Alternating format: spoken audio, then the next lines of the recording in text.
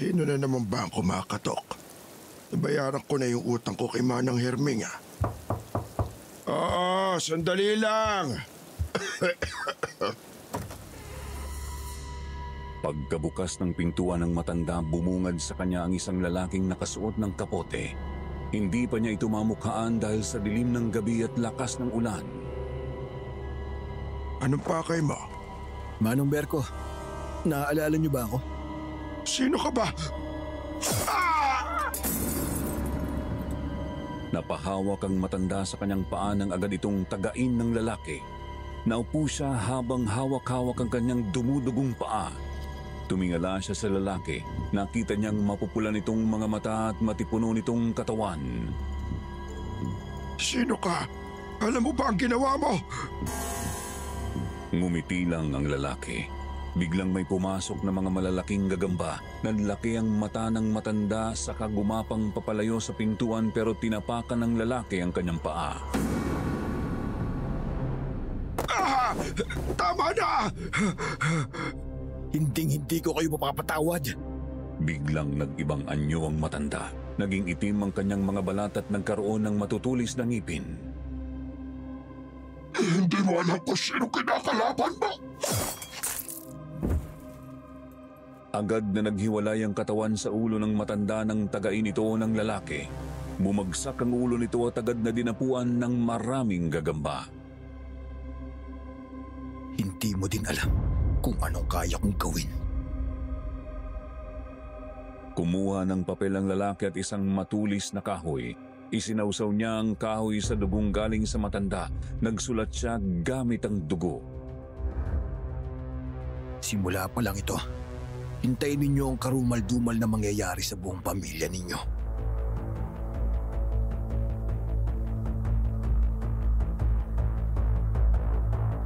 Magandang araw sa lahat ng tagapakinig at sa buong team ng Sitio Pangil.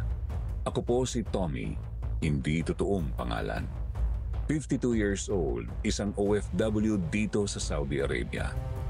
Nagpadala ako ng liham sa inyo matapos kong marinig ang maraming episodes ng Aswang True Story sa channel ninyo.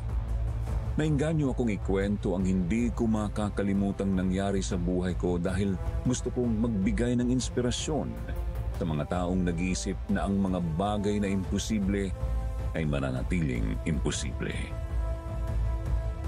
Ako ay nag-iisang anak ng pamilyang Florentine.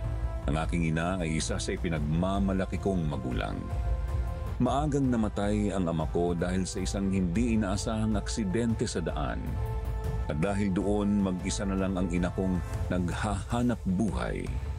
Pero kahit isa lang akong anak, hindi pa din sapat ang kinikita ng ina ko para matustusan ang mga pangangailangan namin. Dahil maliban sa akin, inaalagaan din namin ang lola ko na si Lola Luz.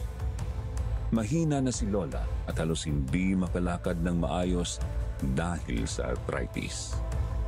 Dahil sa kahirapan, napagdesisyonan kong huminto muna sa pag-aaral. Nagtatrabaho ako noon bilang salesman sa Isitan Mall sa lungsod ng Maynila para matulungan ang ina ko. Mahirap man, kinaya ko. Habang nag-aaral ang mga kaibigan ko, tinitiis ko ang init ng araw at ang sakit sa paa. Pero ang pangyayaring yun ang nagbigay sa akin ng lakas at naghubog sa akin na maging matatag. Hanggang isang araw may magandang balitang ibinahagi sa amin ang aking ina.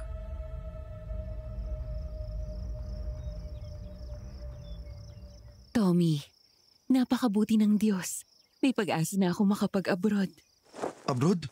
Talaga po, Mama? Ang inaasikaso niyong mga papeles, ito pala yun? Oo, ngayon ko lang sinabi dahil gusto kong sorpresahin ka. Makakapag-aral ka na sa sunod na taon, anak.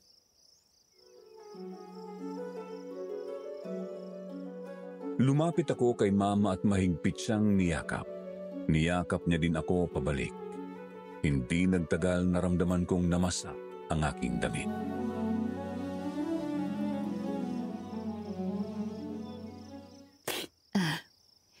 Sa wakas, ahon na din tayo sa kahirapan. At matutupad mo na rin ang pinapangarap mo makapunta sa ibang bansa, Ma. Maraming salamat po sa palaging pagpupursige na maghanap ng trabaho, Ma. Pinapangako ko, mag-aaral ako ng mabuti at susundan kita doon. Hindi na pagtatrabaho magiging pakay mo kundi bakasyon. Pupuntahan natin ang lahat ng gusto mong puntahan. Nako, hindi naman pwedeng ikaw lang ang magtrabaho. Tutulong pa din ako. Mama, kapag dumating ang araw na yon, hayaan mong alagaan kita ha. Sumilay ang napakaganda niyang ngiti. Rosa, anak. Anong pinag-uusapan niyo ng apo ko? Mukhang napakasaya ninyo. Nanay, hindi magtatagal matatanggap na ako ng agency. Makakapunta na ako sa Saudi Arabia. Talaga? Ang pangarap mong puntahan. Yung kinukwento mo sa akin nung bata ka pa. Opo, Nay. Matutupad na ang gusto ko. Ang akala kong imposible, pwede palang mangyari. Masaya ako para sa'yo, anak. Gawin mo lang kung anong gusto mo. Bata ka pa, alam kong marami ka pang magagawa sa buhay. Maraming salamat, Nay. Maging malakas ka lang, ha? Dadalhin kita doon at sabay tayong bibisita sa Edge of the World. Yung nasa newspaper na ipinakita ko sa'yo. Naaalala niyo ba yun? Oo, anak. Yung may magandang tanawin ng paglubog ng araw. Tama, Nay. Dadalhin ko kayo doon. Kayo ni Tommy. Hintayin niyo ako.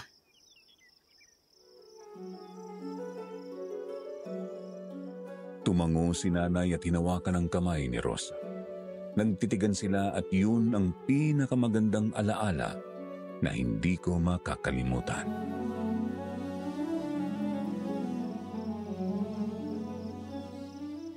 Ito. May binili pala akong karne. Anak, lulutuin ko lang. Sandali lang, ha? Talaga po? Tutulungan na kita, Ma. Lola, sandali lang po ha. Magluluto lang po kami ng ulam ngayong tanghalian. Sige, apo. Ang tagal na din nating hindi nakakapag-ulam ng karne. Oo nga, Ma, ngayon lang ulit. Hayaan mo, Lola. Sasarapan namin magluto.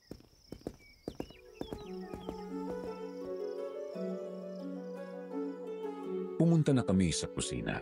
Tinulungan ko si Mama maghiwa ng mga sahog habang sinimula na niyang gumawa ng apoy. Lumapit ako sa kanya. Nasa kamay ang perang inipon ko.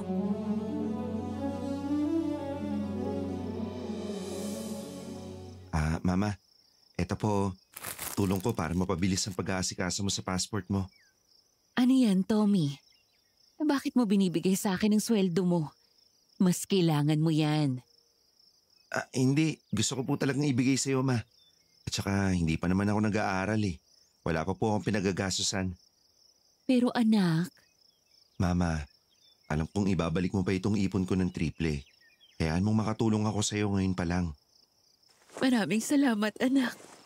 Ang swerte-swerte ko talaga sa'yo.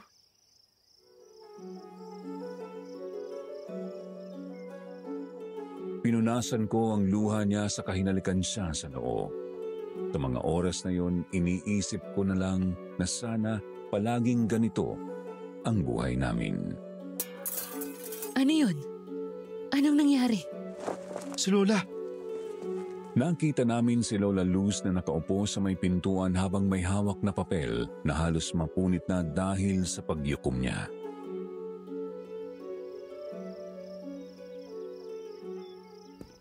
Ano nangyari, Lola? Bakit ka nasa pintuan? Nay! Tommy, tulungan mo ko. Baka naisipan na naman niyang lumabas. Nako, Nay, alam mo naman na mahina na ang tuhod mo, di ba?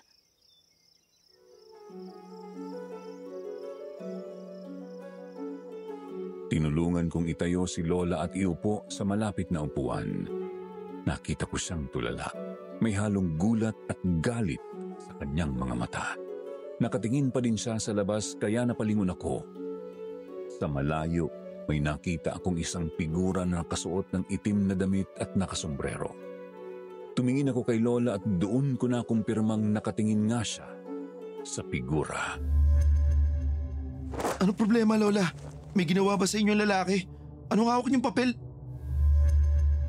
Inilayo niya ang papel sa akin at tumingin sa amin ni Mama. Lumingon ako sa labas at wala na doon ang figura.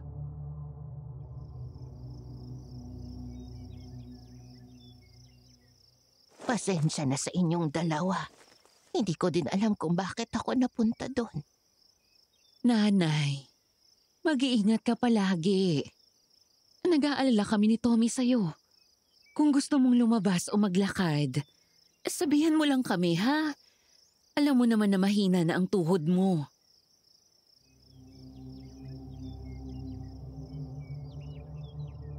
Napatingin ako sa paa ni Lola. Wala siyang suot na tsinelas. Tiningnan ko ang dinaanan niya papunta sa pintuan. Walang kahit anong pwede niyang kapitan habang naglalakad.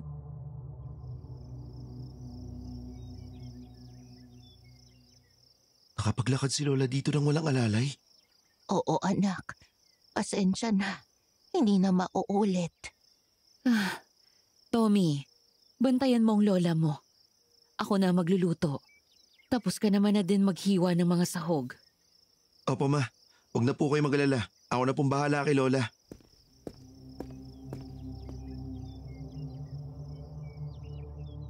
Tumango siya at pumunta ulit sa kusina. Napatingin naman ako kay Lola na tinatago na ang papel na hawak niya kanina. Lola, may problema po ba? Ano po yung papel na tinago nyo? Ha? Wala, apo. Wala to. Sigurado po kayo? Pwede naman po kayo magsabi sa akin. O sakaling ayaw niyong sabihan muna si Mama, sa akin muna. Tumingin siya sa akin. Ang mga mata niya ay parang nakikipag-usap sa akin. Napabuntong hininga siya at hinawakan ang kamay ko.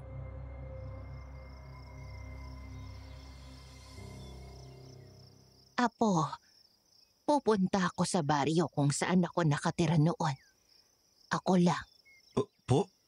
Teka Lola, mahina na kayo para umuwi mag-isa. At anong baryo? Bakit kayo pupunta ron? Kaya ko pa ang sarili ko, apo. Huwag kang mag-alala. At yung pupuntahan ko ay ang lugar kung saan ako lumaki noon. Pamilyar na sa akin ang baryo. Kahit na po. Alam kong hindi papayag si Mama kung marinig niya to. Papakiusapan ko siya. May mabigat akong dahilan kung bakit ako uuwi doon.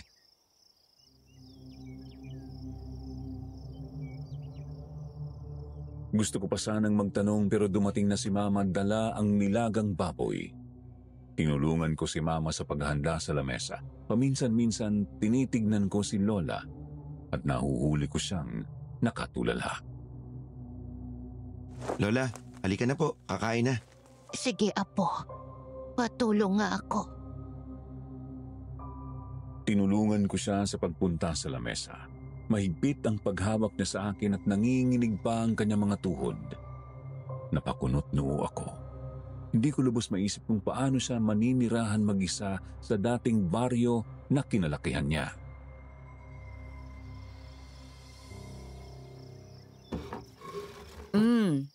Nanay, ito ang sayo. Walang masyadong buto ng karne at walang asin yan o bawang. Sibuyas lang at kamatis ang meron dyan. Maraming salamat, anak. Halika, kumain na tayo.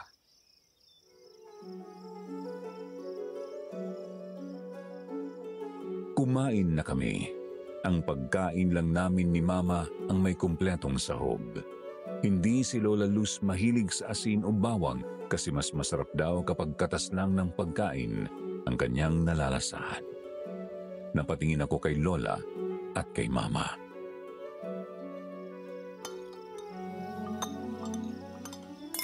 Tommy, may problema ba? Kanina ka patingin ng tingin sa akin. Matabang ba ang luto ko? Masarap naman po, Mama. Ganun naman pala eh. Ayos ka lang ba? Opo. Ano kasi, may sasabihin po si Lola sa'yo.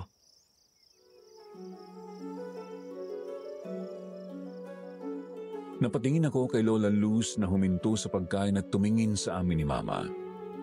Seryoso ang kanyang mga mata. Hindi ko madalas makita ang ganitong ekspresyon niya. Palaging nakangiti at masaya si Lola Luz.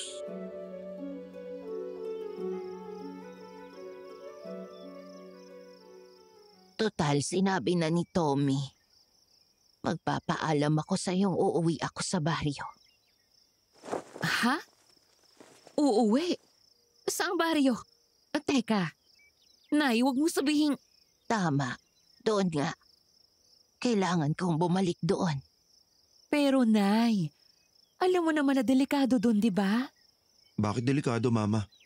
Bata pa lang ako na lumipat kami dito para manirahan.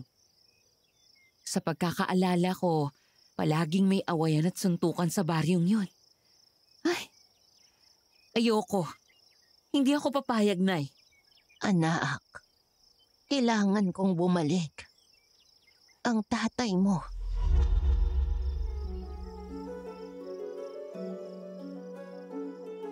Natahimik kaming dalawa.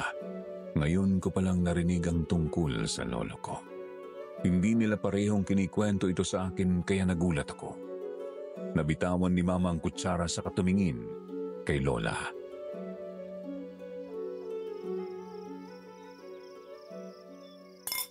Patay na ang tatay mo, Rosa. Ngayon ko lang nalaman. Ano? Si tatay? Oo. Kaya kailangan kong bumalik doon at asikasuhin ang lahat ng naiwan niya. May galit ang ina mo sa tatay niya. Malupit ang asawa ko kay Rosa. Paraan ito ng pagdidisiplina niya sa kanya nung bata pero hindi na namin nakaya kaya umalis na kami. Kaya hindi namin nakukwento ang lolo mo sa'yo. Ayaw naming pag-usapan ng nakaraan. Pero kailangan ko din itong sabihin sa kanya. Kailangan niyang malaman. Paano niyo nalaman ng lahat, Lola? Ang nakita mong papel kanina. Nandoon ang liham. Galing yon sa naninirahan doon sa baryo. Kilala niya ako kaya alam niya ang address kung nasaan ako ngayon. Hindi pa din ako papayag, Nay. Anak, alam kong nag-aalala ka para sa kaligtasan ko. Pero kaya ko. Anong kaya? Nay, hindi ka na nga makalakad ng maayos tapos ikaw lang ang pupunta. Ano bang pakay mo doon? Wala naman na siya, diba? Asawa ko siya, Rosa. Kung kailan mo tutupad na yung mga pangarap ko, saka naman. Hindi ko sinasabing wag mong ituloy ang pangingibang bansa mo, Rosa. Gawin mo ang dapat mong gawin. At ako ang mag-aalaga sa sarili ko. Hindi ko magagawa yun kung alam kong ikaw lang mag-isa doon. Mama, ako po.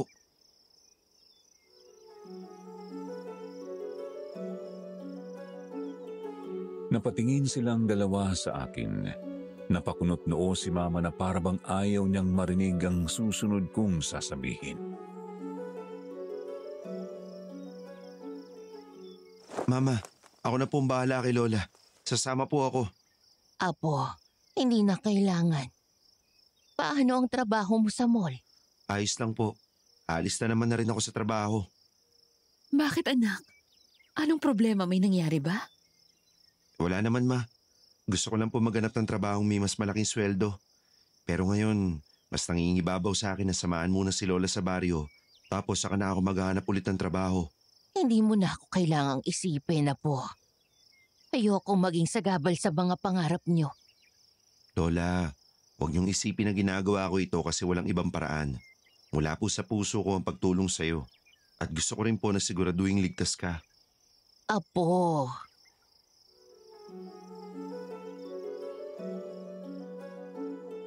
Ngumiti ako at hinawakan ang kamay niya. Tumingin din ako kay Mama. Alam kong nasa gitna kami ng sitwasyon na pare-pareho kaming naiipit.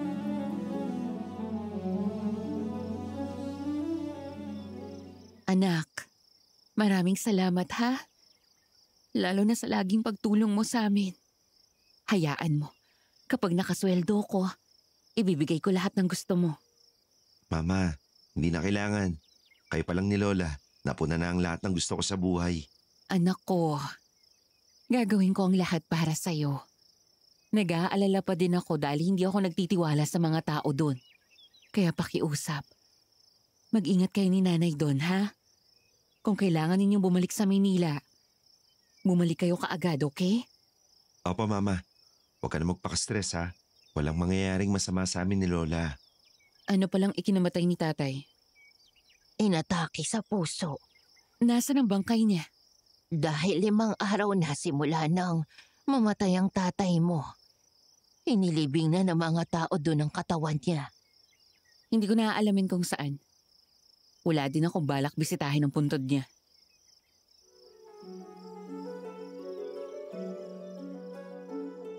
Bumalik na kami sa pagkain. Ramdam ko pa din ng tensyon. Hindi na ako pumagitna sa dalawa. Tinapos ko lang ang pagkain at naghanda na kami sa pag-alis. Gusto kasi ni Lola na ngayon na mismo kami pumunta sa baryo.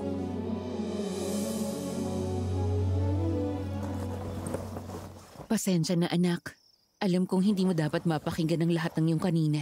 Walang problema, Ma. Kinuwento na po sa akin ni Lola ang nakaraang pagsasamahan niyo ni Lolo.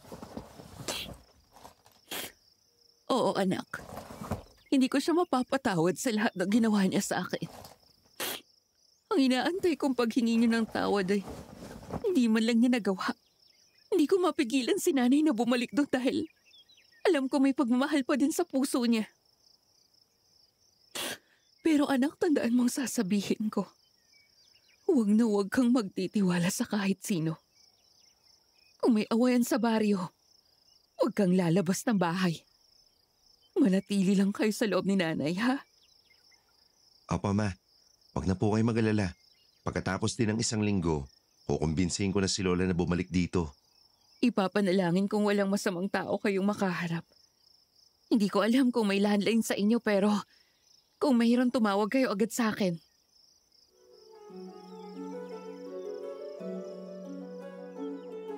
Tumango ako at lumapit sa kanya para yakapin siya. Alam kong hindi mababawasan ang pag-aalala ng isang ina sa isang yakap. Pero ayokong dahil lang dito, hindi maipatuloy ni Mama ang pagpunta sa ibang bansa.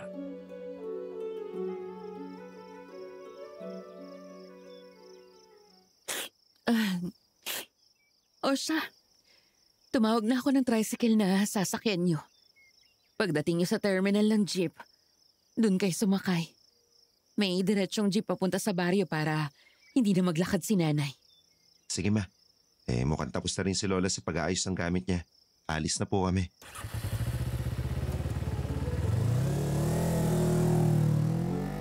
Kumaway kaming pareho ni Lola kay Mama. Nakita ko sa mga mata niya ang lungkot at pag-aalala.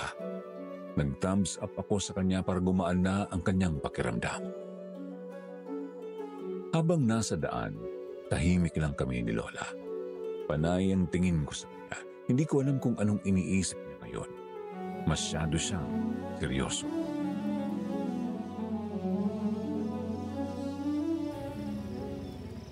Lola, ano pong pakay niyo doon maliban sa pagbisita natin kay Lolo? Iniisip ko ang mga naiwan niya sa bahay. Pamana ko na din yun sa inyo ng mama mo. Mayaman po ba kayo doon sa baryo? Medyo. Pero dahil hiwalay na kami ni Berko, hindi ako nanghingi ng tulong sa kanya. Naawa nga ako sa inyo kasi kayo ang kumakayod para matulungan ako. Sus, masaya naman namin ginagawa yun, Lola. Yung paghihiwalay niyo. Dahil po ba yun sa pananakit? Bakit, Apo? Iniisip mo bang may mabigat pang dahilan? Wala naman po.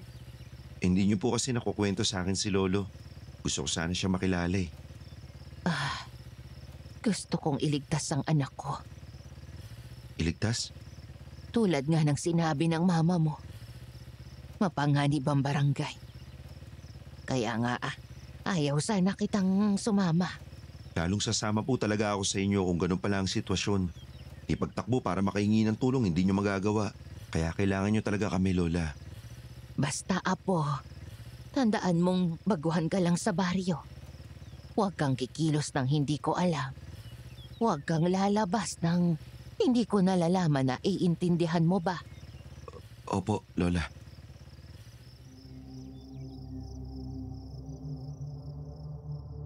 Napatingin ako sa dinadaanan namin. Nanindig ang balahibo ko.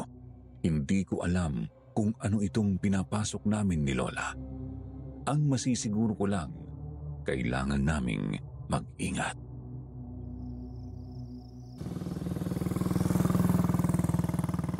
Manong, dito na lang kami. Ito ang bayad. Lola, hawakan mo ang kamay ko. Baka matumba ka. Ayos lang ako, iho. Yung mga gamit na lang natin ang buhatin mo.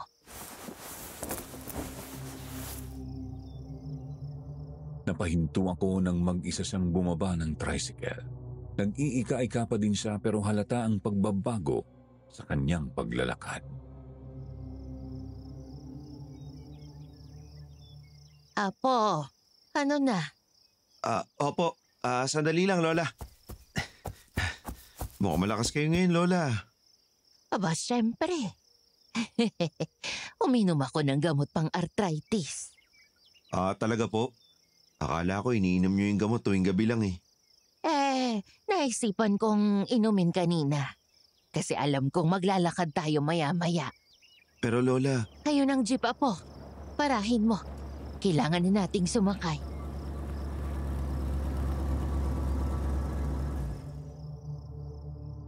Napatingin ako sa paandar ng jeep. Agad akong kumaway para makita kami ng driver. Napansin niya naman kami kaya huminto siya at sumakay na kami ni Lola. Habang nasa biyahe, hindi ko mapigilang makatulog dahil sa pagod. Hindi ko alam kung ilang oras kami sa biyahe. Naramdaman ko na lang na tinapik ni Lola ang balikat ko kaya nagising ako. Iho, nandito na tayo. Sandali lang, Manong. Bababa na kami. Kahit na nahihilo pa ako, kinuha ko ang mga gamit at bumaba sa jeep. Lumingon ako kay Lola na nakaharap sa bungad ng baryo. Tahimik ang buong lugar. Mapapansin talagang nasa probinsya kami. Sariwang hangin at maraming mga puno.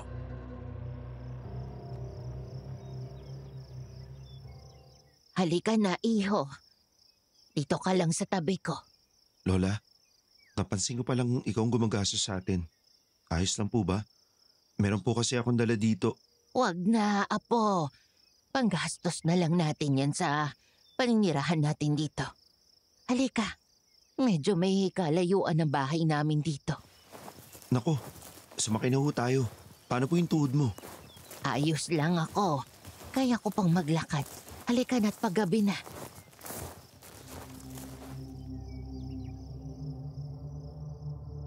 Pinagmasdan ko si Lola na nag-iika-ika pa din.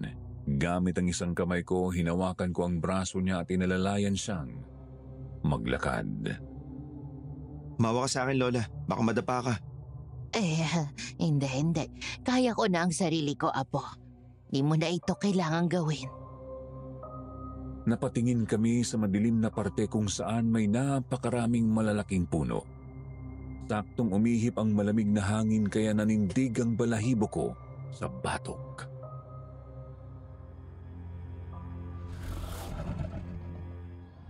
Tommy, magmadali ka. Ano yun, Lola? Narinig mo rin ba? Ha? Anong narinig? Wala naman. Tumingin siya ng diretso sa daan habang ako naman ay panay ang lingon. Hindi nagtagal, may nakita akong pulang mga mata na nakatitig sa amin. Lola, ano po yun? May nakita akong pulang mata. Tommy, huwag kang lilingon. Bago ka pa lang dito. Nakaramdam ako ng bigat sa dibdib. Humigpit na din ang hawak ko sa mga dala namin. Hindi ko alam kung tao o hayop ba ang nakita ko. Lola, dito ka. Parang lumalapit sa atin ang kaluskos.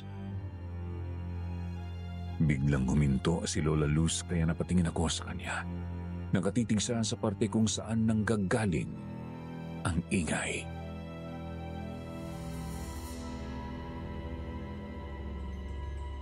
Anong meron doon, Lola? Huwag mong ipakita ang natatakot ka. Napahawak ako sa dibdib ko nang biglang may magpakitang malaking aso sa amin. Pula ang mga mata nito at nakikita ko pa ang naglalaway nitong bibig. Baka sumugod siya sa atin, Lola! Mirabis! Hinila ko si Lola papalayo pero hindi siya natinag. Nakipagtitigan siya sa aso habang bigla itong umatras na parabang natatakot. Tumakbo papalayo ang aso sa amin kaya mas lalo akong naguluhan.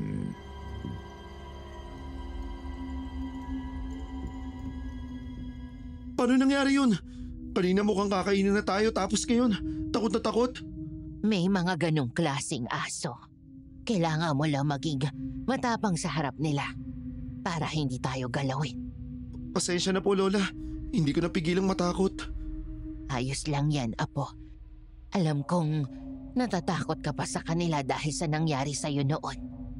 Yung hinahabol at kinagat ka ng aso. Oo nga po. Kaya din nanginginig talaga ako sa takot kapag nakakita ako ng aso. Hinawakan niya ulit ako sa braso. Ngumiti siya saka nagpatuloy kami sa paglalakad. Lahat tayo may kinatatakutan, Apo. Pero nasa atin na kung paiirali natin ang takot o lalabanan natin ito. Opo, Lola. Lalabanan ko na ang kinatatakutan ko. Susubukan ko.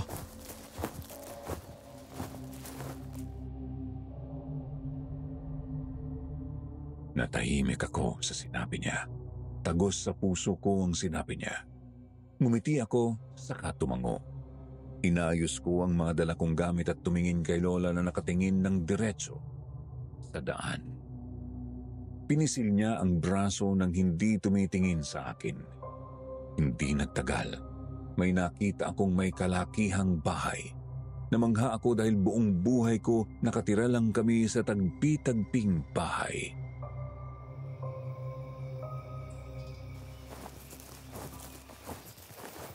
Lola, ang ganda ng bahay na yan ah.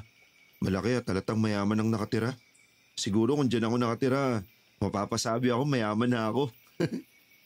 Diyan tayo titira. Po? Ano pong ibig niyong sabihin, Lola? Yan ang dating bahay namin, iho. Diyan nakatira ang lolo mo. Wow, talaga po ba? Ang yaman niyo pala, Lola. Ipapamana ko tong bahay sa inyo ng mama mo. Di ako makapaniwala. Akala ko hindi ko mararanasan na makapasok sa bahay na tulad nito. Siguro nagbabaka sakali siyang babalik tayo. Kung nasan man ngayon si Lolo, masaya siyang nakikita ka ngayon.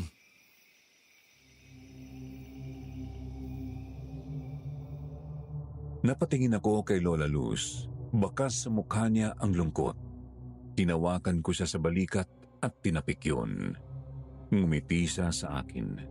Nakaharap na kami ngayon sa malaking pintuan. Biglang may nahagip ang mata ko ng butil ng pulang likido. Napakunot noo ako at tumingin kay Lola. Nakatingin na din kung saan ako nakatingin.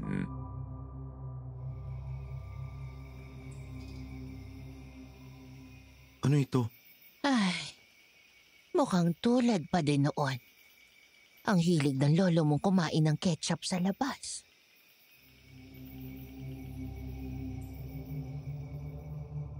Mabilis niyang inapakan ang likido at tumingin sa akin. Ngumiti siya at binuksan ang pintuan. Puno ng tanong ang isipan ko pero hindi ako nagsalita. Pumasok ka na, iho. Marami kang dala. Mauna ka na. Opo, sige po, Lola.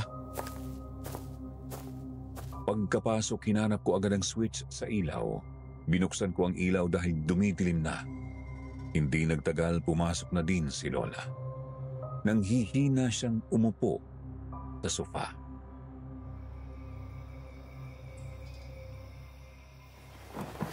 Masakit po ba ang tuhod niyo, Lola? Gusto niyo po bang pahiran ko ng langis? Ayos lang, iho. Hindi na kailangan. Gusto ko na munang magpahinga. Ikaw ba? Gusto mo bang kumain muna bago matulog? May tinapay po akong dala dito. Sandali lang po. Magtitimpla lang po ako ng gatas.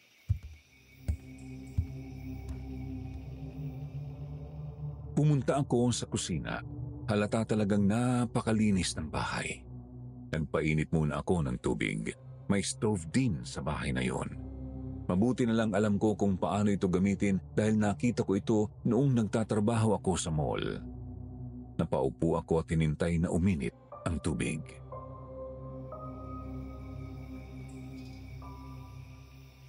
Ang tahimik dito. Malaki nga ang bahay. Pero ramdam ko naman yung bigat ng paligid. Ganito ba talaga yung pakiramdam kapag mayaman ka? Maganda ang bahay, pero may kulang pa rin. Kung dito kami ni Mama titira, siguro babalik ang saya dito. Ano yun?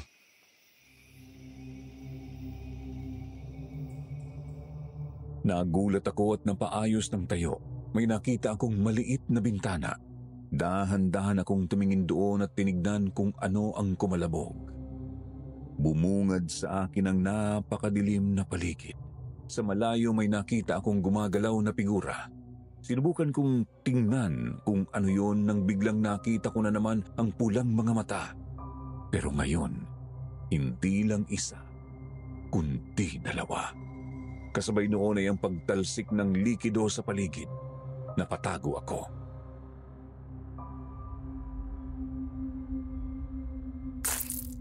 Anong nakita ko? Parang may kinakain. Ramdam ko ang dagundong ng dibdib ko. Dahan-dahan akong napatingin ulit. Wala na. Teka, namamalikmata lang ba ako?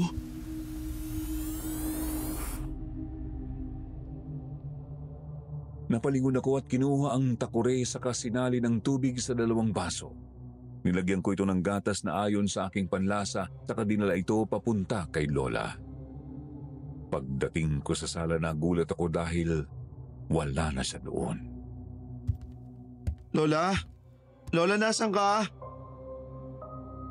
Nakaramdam ako ng kaba. Hindi ko alam kung saan pumunta si Lola o kung may pumasok ba sa bahay.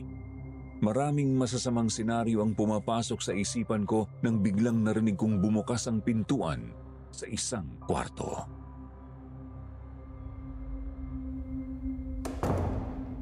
Lola, nandiyan ba kayo? Apo, Lola, kayo pala ang nasa kwarto. Kala ko kung sino. Ano pong ginagawa niyo sa loob? Laki kasi ng bahay, parang haunted house. pasensya na. Kwarto ito ng lolo mo.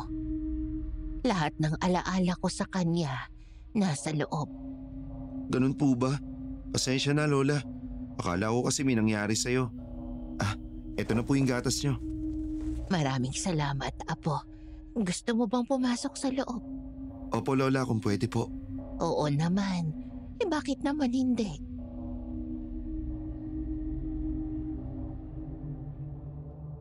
Pagkapasok namin sa kwarto, bumungad sa akin ang kwartong pininturahan ng kulay itim.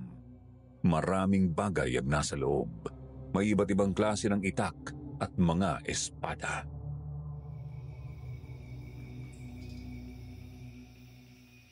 Ang dami palang ganito ni Lolo. Ang tutulis. Oo, iho. Mahilig kasi mga noon ng lolo mo. Kaya meron siya niyan. Mag-ingat ka lang ha, at baka masugatan ka. Siya po ba si Lolo? Oo, siya nga.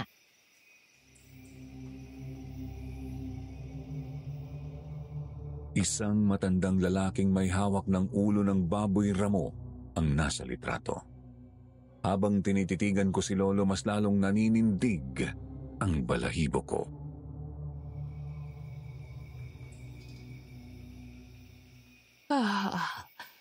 Gusto mo na bang matulog, Apo? May isang kwarto pa doon. Opo, ubos na rin po yung gatas na tinimpla ko. Ikaw, Lola. Matutulog na din ako. Dito na lang ako, Apo. Huwag kang mag-alala. Kung kailangan, hihingi ako ng tulong sa'yo. Doon yung kwarto. Matulog ka na po. Nandito lang po ako.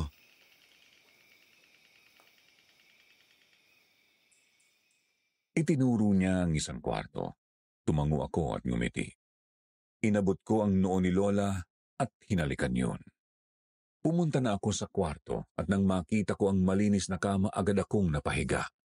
Ito ang kauna-unahang pagkakataon na humiga ako sa malambot na kama. Dahil sa lamig at lambot ng pakiramdam, agad akong hinila ng antok. Lola, ano yun? Shh! Wala, Apo. Matulog ka na. Agad akong napaupo sa kama nang magising ako. Napahawak ako sa ulo ko dahil nakaramdam ako ng hilo.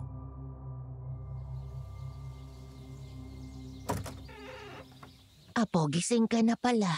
Kumain na tayo. May niluto akong nilagang baboy. Lola, kagabi nagising ba ako? Nandito po ba kayo sa kwarto ko? Ha? Hindi ako pumunta dito. Baka nananaginip ka lang. Baka nga po. Akala ko may narinig akong kalabog at pumasok ka sa kwarto ko eh. Ay, nako.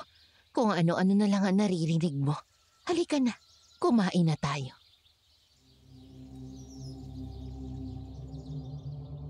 Napahilamos ako at inayos ang hinigaan ko. Pagkatapos, naglakad na ako papunta sa kusina. Nandoon na si Lola. Masayang naghihintay sa akin.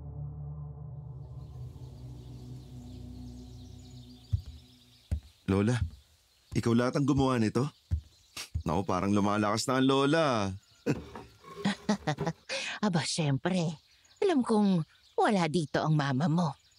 Kaya ako na muna ang mag-aalaga sa'yo.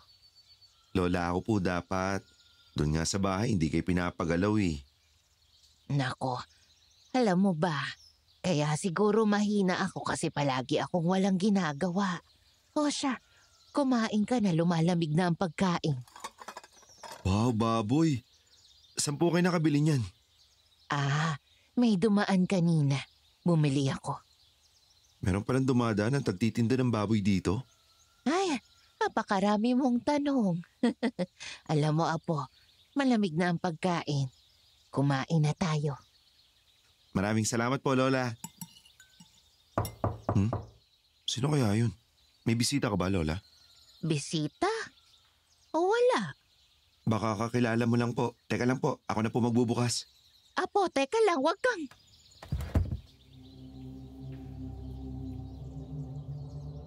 Bumungad sa akin ang isang matandang lalaki na may hawak na maliit na kaserola. Napakunot noo ako at binigyan siya ng nagtatanong na tingin. Ngumiti siya at inilapit sa akin ang dala niya.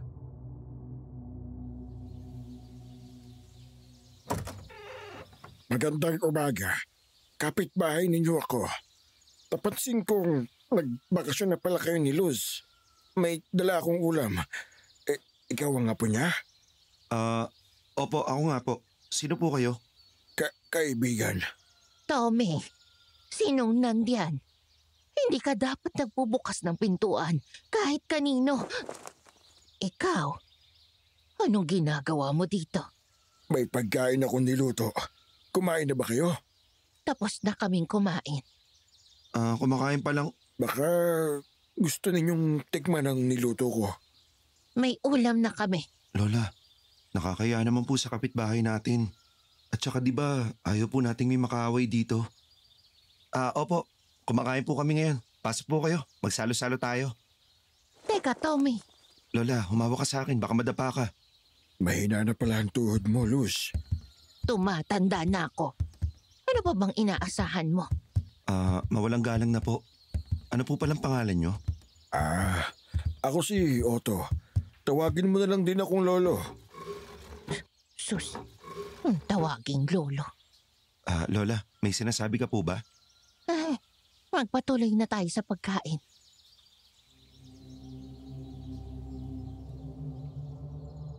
Kumuha ko ng kanin na sakto lang kay Lolo Otto. Nagdala na din ako ng tubig para sa kanya sa kanaglakad, pabalik sa lamesa.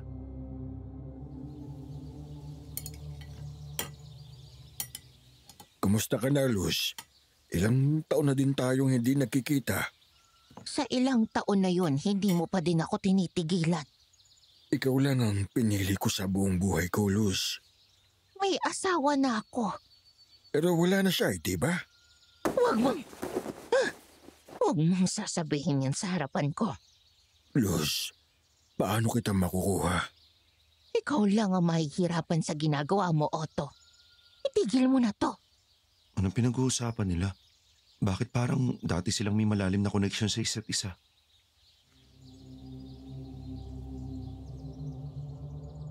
Bigla akong nasagi ang vase na malapit kaya naglikha ito ng tunog. Sabay silang napalingon sa akin. Napakamot ako ng ulo sa lumapit sa kanila dala ang kanin at tubig.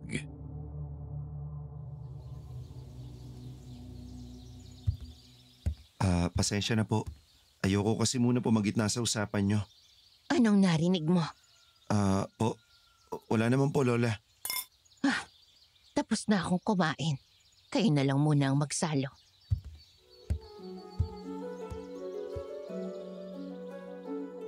Sinundan ko ng tingin si Lola hanggang sa pumasok siya sa kwarto ni Lolo Berko. Nahihiya akong napangiti kay Lolo Otto at sinaluhan siya sa pagkain.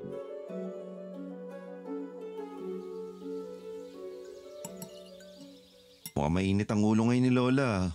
Kasalanan ko, iho. Inaasahan ko sanang magiging maayos na kami pero hindi pa rin. Magiging maayos? Bakit po, Lolo Otto? Ano pinag-aawayan niyo ni Lola? Nakakahiya man itong sabihin sa iyo pero dati akong manliligaw ng lola mo. Po? Isa din akong albularyo kaya hindi natuloy ang relasyon namin. Bakit naman po? Ano po bang meron sa mga albularyo dito?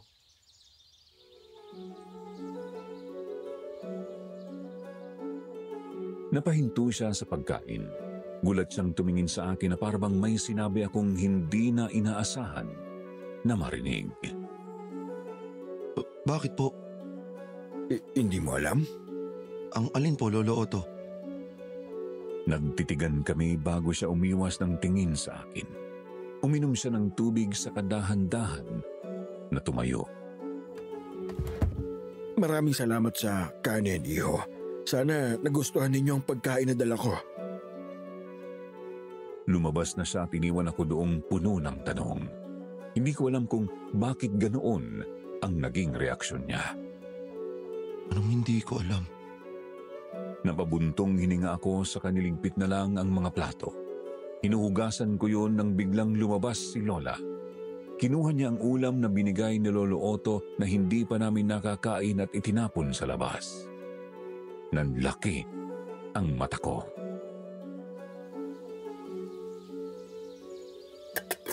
Lola, bakit niyo po tinapon?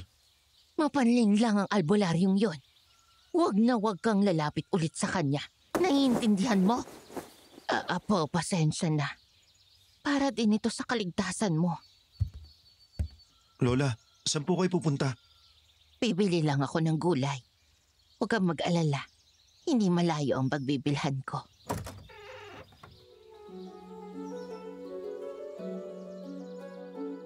Bago pa man ako makasagot, umalis na siya. Hinabol ko siya hanggang sa pintuan at nakita ko siyang naglalakad na papalayo. Napahilot na lang ako sa sentido saka bumalik sa lababo. Hindi ko sila maintindihan. May kakaiba sa bawat salita nila. Parang may tinatago sa akin. Ano yun? May bisita na naman. Parang dagundong sa puso ko ang bawat katok sa pintuan. Dahan-dahan akong lumapit. Hinahanda ang sarili ko sa anumang pwedeng mangyari. Sino yan? Luz, nandiyan ka ba? Boses ng isang matanda yun ah. Pero hindi yun boses ni Lolo Otto. Ano pong pakay nyo? Hindi siya nagsalita. Tiningnan niya ako sa kadahan-dahang napangiti. Ang ngiti niya ay nagbigay sa akin ng tindig sa balahibo.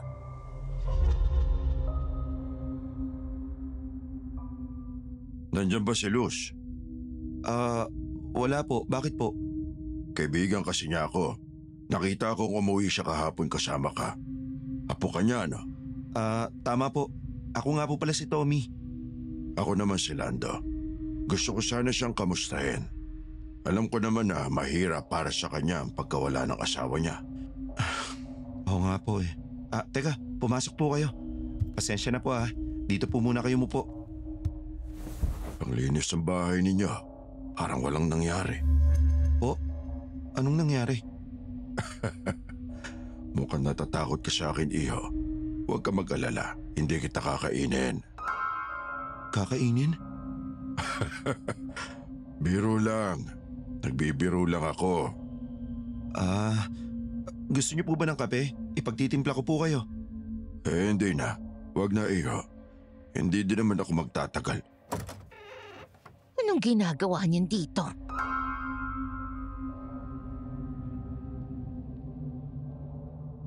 Nanlaki ang mata ko sa naging reaksyon ni Lola. Ngayon ko pa lang siya nakitang sobrang galit.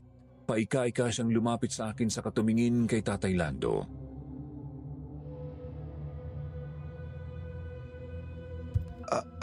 Lola, si Tatay Lando po. Kaibigan niyo daw po siya. Wala akong kaibigan. Hindi ko siya kaibigan. Lumayas ka. Umalis ka na. Kailan ka nalumpo? Umalis ka na bago magbagong isip ko. Lola, kumalma na po kayo. Lumayas ka. Ano nangyari dito? Bakit ka sumisigaw, Luz? Lolo Otto, Teka, ikaw? Biglang nagkatinginan sila ni Lola Luz.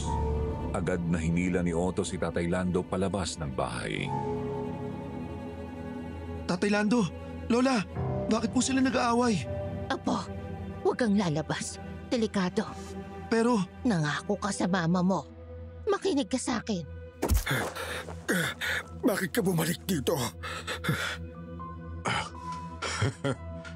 Alam na ninyo yon. Hindi pa tapos ang misyon namin. Akala ninyo mananalo kayo? Napatingin ako sa dalawang nag-aaway pa din. Nagpapalitan sila ng suntok kaya hindi ko na napigilang kumawala sa hawak ni Lola at tumakbo papalapit sa kanila. Tommy! Otto, ang apo ko! Humarap ako kay Lolo Otto. Nakita kong halos lumobo na ang kanyang mata dahil sa lakas ng suntok ni Tatay Lando. tumigil na po kayo! Napaupo ako nang biglang may maramdaman akong matigas na bagay na tumama sa likod ng ulo ko. Nahihilo akong tumingin sa likod. Nakita kong may hawak si Tatay Lando na kahoy. Tommy! Walang iya ka, Lando! Dahil sa lakas ng pagkakapalo sa ulo ko, nawalan ako ng balanse at napahiga sa damuhan. Nakita kong nagpatuloy sa pag-aaway sila Tatay Lando at Lolo Otto. Bago ako tuluyang mawalan ng malay, nakita kong nagmamadaling lumapit sa akin si Nanay Luz. Apo ko! Tommy! Tommy! Naalimpungatan ako nang may maramdaman akong malamig na bagay na dumapo sa noo ko.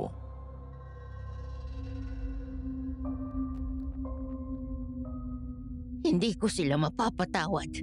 Umanda sila. Lola, Tommy, salamat sa Diyos at gising ka na. ano pong nangyari? Ayos ka lang po ba? Ayos lang ako. Umuwi na si Lando. Pwede na din si Otto. Ayos lang po ba sila? Apo, huwag mo silang alalahanin.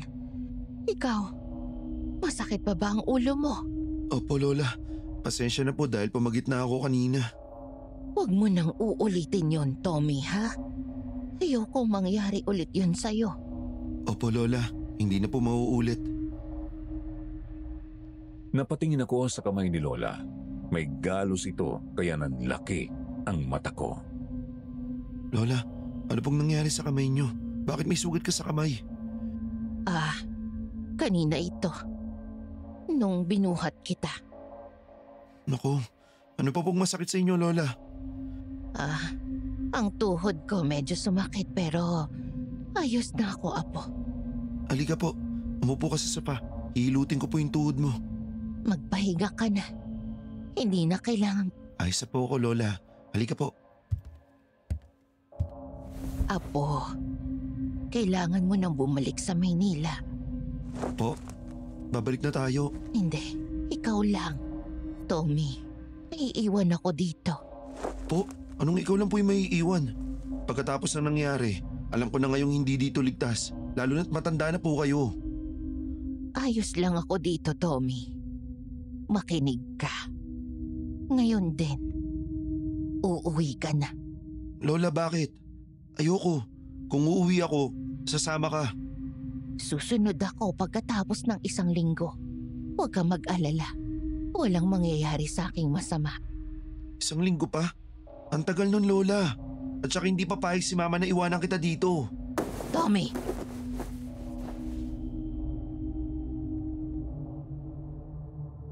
Gulat akong napatulala kay Lola Luz. Ramdam ko ang tensyon sa aming dalawa. Magsasalita na sana ako nang pareho kaming mapalingon sa pintuan.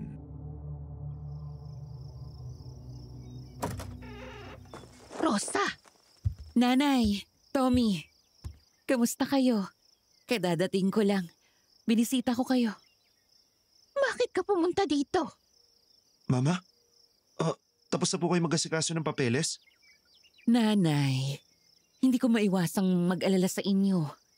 Kaya pagkatapos ko magpasa ng requirements, naisipan kong pumunta agad dito sa inyo. Anak, kamusta kayo? May nangyari ba? Wala po, Mama. Ayos lang po kami dito. Hindi ako makatingin kay Mama. Ayokong sabihin ang nangyari dahil alam kong mas mag-aalala siya. Masakit na naman ba ang tuhod ni Lola? Opo. Kaya hinihilot ko. May binili pala akong isda. Pero nakalimutan kong bumili ng mantika. Meron ba kayo? Mantika? Parang kakaubos pa lang. Bibili po ako, Mama. Wag! Tommy, wag.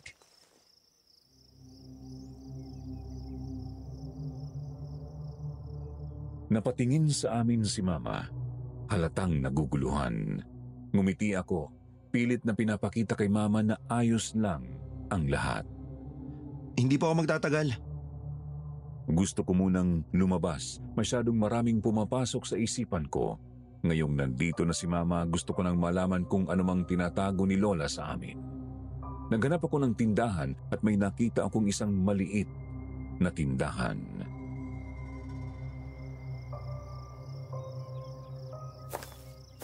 Tao po! Tao po! Pabili nga po! Anong bibilin? Mantika po. Magkano? Merong Jess at meron ding 5 piso. 2 tag-Jess po. O sige, sandali lang iyo.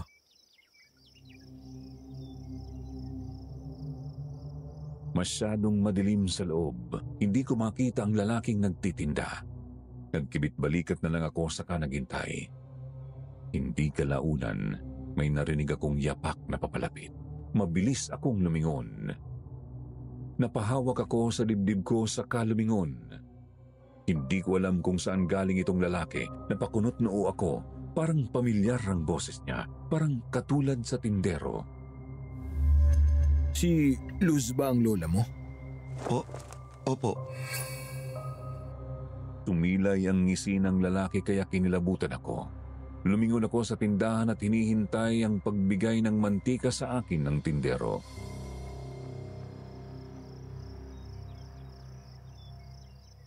Iyo, kung tama ang nalaman ko, lumayas sa inyo ang lola mo.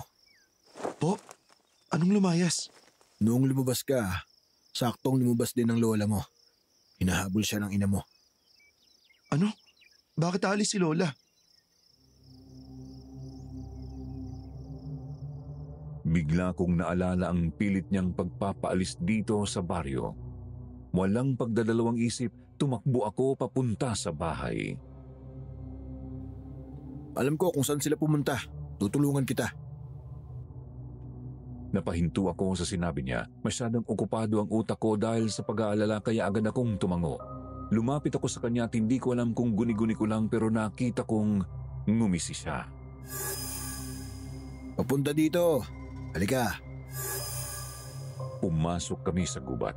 Panay ang tingin ko sa mga malalaking puno. Umaasang mahahabol ko sina Mama. Habang pumapasok kami unti-unting dumidilim.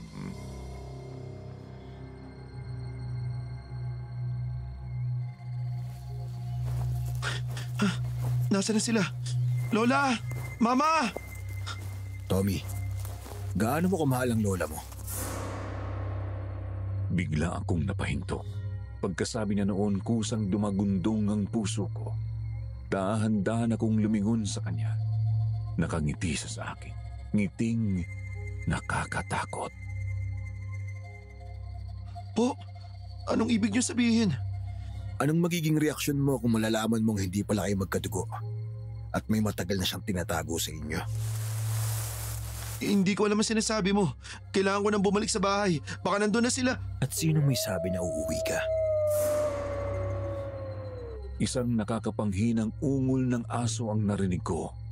Dahan-dahan akong lumingon sa aking likod at nanlaki ang mga mata ko nang makitang ang malaking aso na may pulang mga mata ay naging anyong tao. Mas lalo akong nagulat nang makita ko kung sino ito. Tatay Lando, anong klaseng nilalang kayo? Ano sa tingin mo, bata? Napatingin ako sa lalaki at nakitang mas lumaki ang kanyang katawan. Tumalas ang kanyang mga kuko at naging mabalahibo ang kanyang katawan. Bago pa man ako makatakbo, may humila sa paa ko kaya ako nadapa. Nagsisisigaw ako, inaasahang may tulong na dadating. Ipapakita ko sa iyo ang iba pa naming kalahing aswang. Paniguradong magugulat ka, Tommy.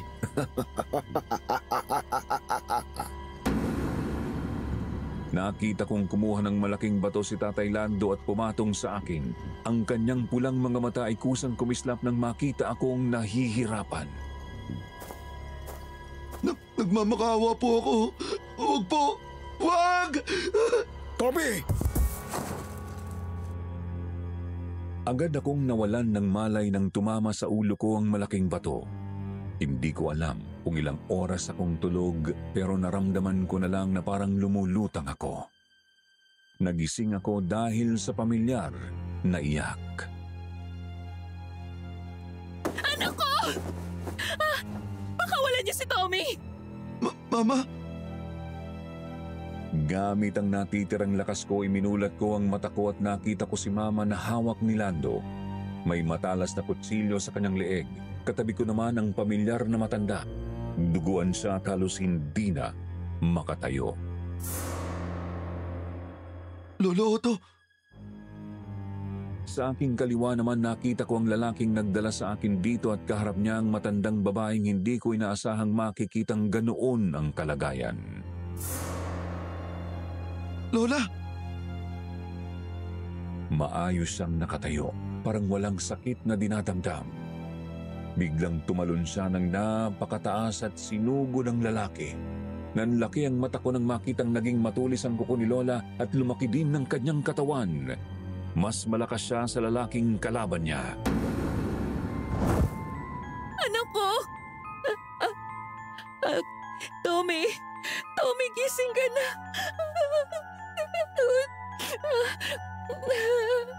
Tommy! Biglang tumilapon si Lola papunta sa malaking puno nang sipain siya ng lalaki. Roberto! Tama na! Tama na? Hindi ko kayo titigilan hanggang hindi kayo namamatay lahat. Pakawalan mo ang apo ko at anak ko. Kakalimutan ko nangyari to. Hindi mo pwedeng kalimutan, Luz. Gusto kitang magdusa hanggang sa hindi mo na makaya at saka papatayin kita. Isusunod kita sa asawa mong si Berko. Tumayo si Lola mula sa pagkakaupo at pinahid ang dugo sa kanyang labi. Hindi siya ang Lola na nakilala ko. Malakas siya at parang hindi nakakaramdam ng sakit. Aswang ka, Lola? Wala kang karapatan para sabihin ang pangalan niya. Sumugod si Lola at sinakal si Roberto. Sa lakas na pasandal ito sa malaking kahoy. Kahit pa man nasasaktan na ito, hindi ito huminto sa katatawa. Tommy, tignan mo. Ito pa ang kauri ko. Tama. Ang lola mo ay isang aswang. Parang tinusok ang puso ko sa sinabi ni Roberto. Kahit alam kong sasabihin niya yun at ngayong nakumpirma, hindi ko alam kung ano ang mararamdaman ko. Ilang sandali lang nanlaki ang mata ko. Ibig sabihin, aswang di kami ni Mama? Gusto niyong malaman ng totoo? Tumigil ka na! Inambahan ng suntok ni Lola si Roberto pero nakailag ang lalaki. Dahil sa lakas ng suntok ni Lola nagkaroon ng butas ang puno, tumawa naman si Roberto sa kahinawakan ng kamay ni Lola at ibinalibag. Kung aswang ka nga, Tommy, sana ngayon na ililigtas mo ang lola mo. Pero hindi. Hindi kayo aswang ng mama mo. Anong ibig mong sabihin? Ampon ka lang, Rosa. Inampon ka ng aswang mula sa pamilya na pinatay nila. Tama na! Biglang nakaramdam kami ng mabigat na tensyon sa paligid. Napatingala ako kay Mama na pinilit na kumawala sa hawak ni Tatay Lando. Nagawa naman niya pero agad siyang hinabol ni Tatay Lando. Nakita ng dalawang mata ko kung paano tumalsik sa paligid ang dugo mula sa leeg ni Mama nang hiwain ito ni Tatay Lando. Nang hihim na akong napatulala nang napaluhod si Mama kasabay ng pagdaloy ng dugo sa kanyang bibig. Rosa! Biglang tumilapon sa malayo si Tatay Lando. Narinig sa buong paligid ang dagundong nito. Napatingin ako kay Roberto na nagulat sa angking lakas ni Lola. Dahan-dahan siyang napaatras sa kamabilis na tumakbo. Mama, anong gagawin ko? Maraming dugo. Agad kong hinubad ang damit ko at inilagay sa leeg ni Mama. Hindi ko na mapigilang mapaiyak habang nakikita ko ang ina kong nahihirapan sa paghinga. Anak? Mama, huwag ka muna magsalita. Hingi tayo ng tulong. Anak, masaya akong ligtas ka. Hindi. Mama, please, lumabang ka. Tommy, makinig ka. Iligtas mo ang sarili mo. Tommy! Lolo, tutulungan niyo ako. Si Mama, kailangan natin siyang dali sa ospital. Anak ko, mahal na mahal kita. Mama, please. Please, lumabang ka. Pupunta pa tayo ng Saudi Arabia, di ba? Bibisita pa tayo sa maraming tourist spots doon. Mama, ayoko mawala ka. Naramdaman ko ang mahigpit niyang hawak sa braso ko na unti-unting natatanggal. Agad kong hinawakan yun at hinalikan. Mama, please. Isang mabigat na paghinga ang kanyang pinakawalan kasabay ng pagtulo ng kanyang luha. Mama, hindi, Mama. Malakas akong napahiyaw habang yakap-yakap ko ang katawan ni Mama. Manhid na ang buong katawan ko. Ang tanging nararamdaman ko na lang ay ang puso kong labis na sumasakit. Rosa! Napatigil ako at tumingala kay Lola. Hindi ko mapigilang ilabas sa kanya ang lahat ng galit ko. Kasalanan mo to. Isa kang aswang. Ikaw ang pumatay sa nanay ko. Sinubukan kong pigilan. Kasalanan mo ang lahat. Hindi kita mapapatawad. Kasabay ng pagsigaw ko ay ang unti-unting pagpatak ng ulan. Lahat kami ay nabasa ng ulan. Nakatulala lang si Lola kay Mama. Lumingon ako kay Tatay Otto. Tahimik lang siyang nakatingin sa aming tatlo. Tulungan niyo po ako, Tatay. Gusto ko magkaroon ng maayos na libingan ng aking ina. Tumango si Lolo Otto at tinulungan akong buhatin si Mama. Sa hindi kalayuan may libingan pala. Buong gabi kaming naghukay. Panay-tulo pa din ng aking luha habang iniisip ko ang lahat ng pinangarap naming gawin ni Mama. Kasalanan ko kung bakit ito nangyari. Iyo, wala kang kasalanan. Patawarin mo ko. Wala akong nagawa para iligtas ang mama mo. Hindi po. Huwag po kayong manghingi ng tawad. Kayo po ang nagligtas sa akin. Inalala ko ang pangyayari bago ako nawalan ng malay sa gubat. Si Lolo Otto ang tumulong sa akin. Mula sa malayo nakita ko si Lola Luz na nakatayo. Walang reaksyon pero ang kanyang mga mata ay puno ng lungkot. Huminto na ang ulan. Napatingin ako sa puntod ni Mama. Pinahid ko ang mga luha ko sa kanaglakad papalapit kay Lola. Apo, patawarin mo ko. Natigilan siya nang bigla ko siyang niyakap. Hindi nagtagal naramdaman ko ang paghawak niya sa likod ko hanggang sa narinig ko ang munti niyang agulgol. Patawarin niyo ko. Hindi ko kayo nagawang protektahan. Hindi ako nagsalita. Nanatili lang akong nakayakap sa kanya kasabay ng pagsikat ng araw. Kahit na ganito ang nangyari, alam kong hindi kailanman ito ginusto ni Lola. Naaalala ko pa ang pamimilit niya sa akin kahapon na umuwi kaya alam kong balak niya kaming iligtas. Tommy, lahat ng tanong mo, ipapaliwanag ko.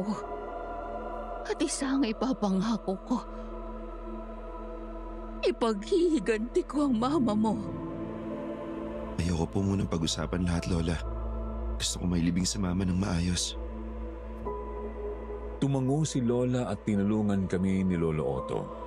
Hindi ko pa din mapigilang mamangha nang makita kong malakas si Lola at walang arthritis. Pagkatapos ng ilang oras na natili kami sa puntod ni Mama, wala ni isang nagsalita. Ang tanging malamig na simoy ng hangin at punin ng ibon ang pumapawi sa katahimikan.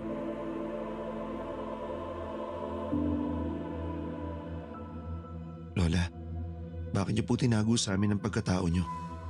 Dahil gusto kong mamuhay ng simple at normal si Rosa. Ang mama mo, ayokong palaging gambalain kami ng mga aswang. Kaya umalis ako dito. Naiwan ko ang lolo mo dito dahil ayaw niya sa desisyon ko. Ang tungkol sa pagpatay niyo sa pamilya ni Mama. Hindi totoo yun. Nasunog ang bahay nila nung sanggol pa lamang siya. Gusto man namin silang lahat iligtas. Ang sanggol lang ang nakayanan namin. Nandun kami sa sunog na yon dahil hinahabol namin ang masasamang aswang. At isa na yon ay ang lahi ni Roberto. Bakit niya pinag-iinitan ni Roberto? Ano pong ginawa mo sa kanya? Hindi ko na din alam, Apo. Maaaring isa siya sa mga nakalaban namin noon. Pero hindi ko maalala. Masyado kayong maraming kaaway noon. Baka isa nga siya. Pero hindi ko papalampasin ang ginawa niya sa pamilya ko. Alam mo na ba kung sino ang pumatay sa asawa mo? Pinatay si Lolo? Oo, Apo.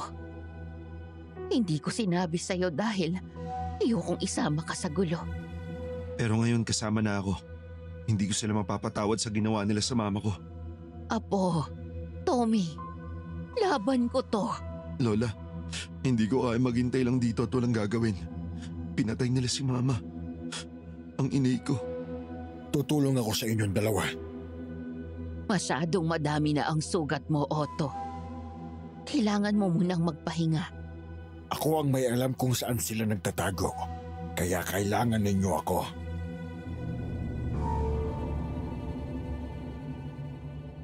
Hindi nakasagot si Lola. Sa pagkakataong yun, alam namin na kaming tatlo ang haharap sa mga aswa. Pagkatapos ng isang oras, nagpasya na kaming umuwi at maganda. Nasa kwarto ako, tinitingnan ang litrato ni Mama. Hindi pa din ako makapaniwala na wala na siya at lahat ng pangarap at pinaghirapan niya ay hindi niya maisasagawa. Itinago ko ang litrato nang biglang may kumatok. Po, pasok. Apo, may ibibigay ako sa'yo. Ito ang itak na ginagamit ng lolo mo. Gusto kong ipamana ito sa'yo. Binigay sa akin ni Lola ang malaking itak na napakatalas. Maingat kong tinanggap yun. Ngumiti siya at lumabas na sa kwarto ko. Mahigpit kong hinawakan ang itak. Hindi ko alam kung anong hahantungan ko pagkatapos ng araw na ito. Pero desidido akong gawin ang lahat para maipaghiganti. Pagkatapos naming maghanda, nagsimula na kami sa aming paglalakbay. Hapon na din kaya kinakailangan na naming magdala ng flashlight dahil madilim na papasok sa gubat.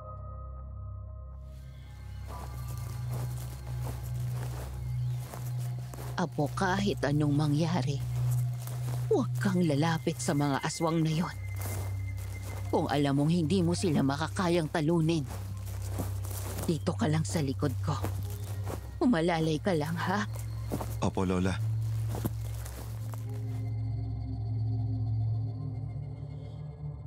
Huminto kami sa isang bahay na nakatayo sa gitna ng gubat. Nagkatinginan kaming tatlo sa kasabay-sabay na pumasok pero wala na ang mga aswang doon. Nasa paligid lang sila. Maghanda ka. Nilibot namin ang buong bahay hanggang sa mapunta ako sa kusina. Nanlaki ang mata ko nang may makita akong isang ulo ng tao sa ibabaw ng lamesa. Nakatalikod ito. Gusto ko sanang sumigaw pero pinangunahan ako ng kuryosidad kung sino ang taong ito. Nanginginig man ang kamay ko, inabot ko ang ulo at pinaharap ito sa akin. Ah!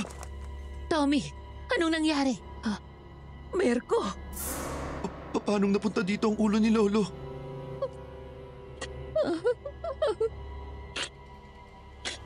Merko! Anong ginawa niya sa'yo? Bakit? Mga walang hiya!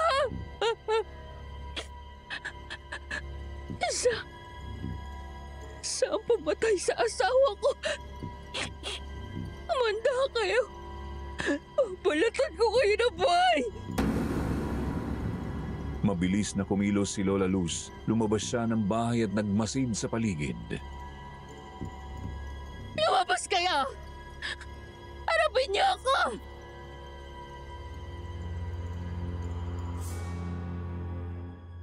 Magkatabi lang kami ni Lolo Otto, naghahanda sa kanilang pagluso. Biglang may narinig akong kaluskos sa bandang likod namin. Agad akong naging alerto at hindi nga ako nagkakamali. Sumugod sa amin ni Lolo Otto si Tatay Lando. Tumilapon si Lolo Otto nang hampasin siya nito ng malaking kahoy. Gulat man ako, kinuha ko ang oportunidad na yon para tagain ang kanang kamay nito. Walang hiya kang bata ka! Halos mandiri ako nang makita kong lawit na ang kanyang isang mata. Alam kong si Lola ang may gawa nito kahapon. Nahagip ng mata ko si Lola na kaaway na si Roberto. Napaluhod ako sa sakit nang hambalusin ako ng kahoy sa tagiliran ni Tatay Lando. Pinatay mo ang ina ko. Pagbabayaran mo ang ginawa mo. Itinaas ko ang malaking itak. Tumayo din siya at sinugod din ako. Gamit ang buong lakas, umukbo ako nang hahambalusin na sana niya ako at itinuro ko ang itak sa kanyang tiyan. Napangisi ako at agad itong hinila, dahilan para magsilabasan ang kanyang mga laman loob.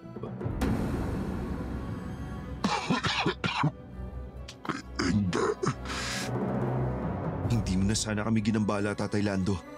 Kung alam mong sa simula, 3 na kayo. Ipinatong ko ang itak sa kanyang leeg. Sumusuka na siya ng dugo pero wala akong pakialam. Napatingin ako kay Lolo Otto na hawak ang kanyang tiyan at nag-iika-ikang tumingin sa gagawin ko.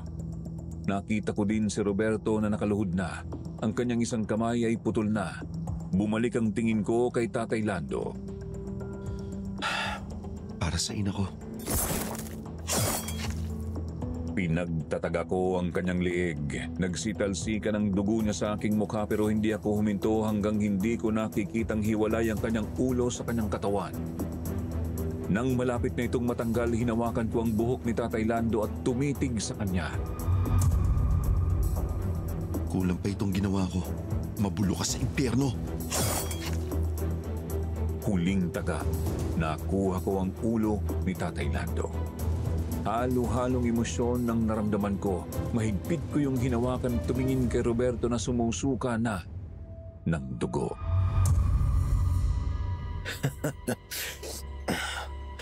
Katulad ka na ng lola mo. Mamamatay tao. Hindi ako pumatay ng tao. Aswang ang pinatay ko. Hindi kita mapapatawad sa ginawa mo sa asawa ko! Dapat lang sa kanyang mangyari yun. Sa inyong lahat. Kasi pinatay ninyo ang buong pamilya ko. Kayo dapat ang mamatay. Baka hindi mo alam. Ang mga magulang mo ay pumatay na ng daang tao bago pa man namin sila kinalaban. Ikaw ang hindi naiiba sa kanila, Roberto. At paparusahan kita nang aayon sa ginawa mo sa asawa ko.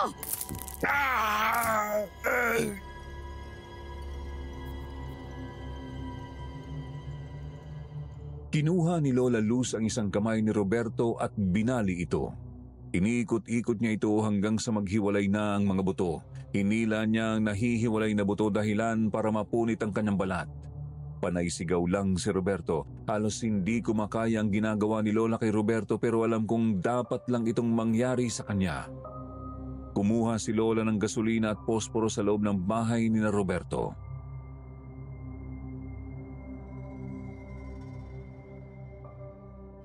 Ito ang gagamitin niyo para sunugin ang katawan namin, hindi ba?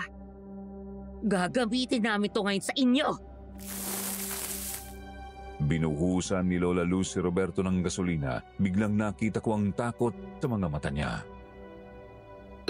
Luz, hindi. Patawarin mo ako. Nung pinatay mo ang asawa ko, naawa ka ba? Nagmamakaawa ako, Luz. Hindi ako handa. Sana inisip mo yan bago mo kami kinalaban. Binitawan ni Lola ang posporo. Sinubukang tumayo ni Roberto pero hindi niya nagawa. Nagliyab ang kanyang kinatatayuan hanggang pati na din siya. Tumingin ako sa ulo ni Tatay Lando. Walang emosyon kong tinapon yun sa umaapoy na katawan ni Roberto.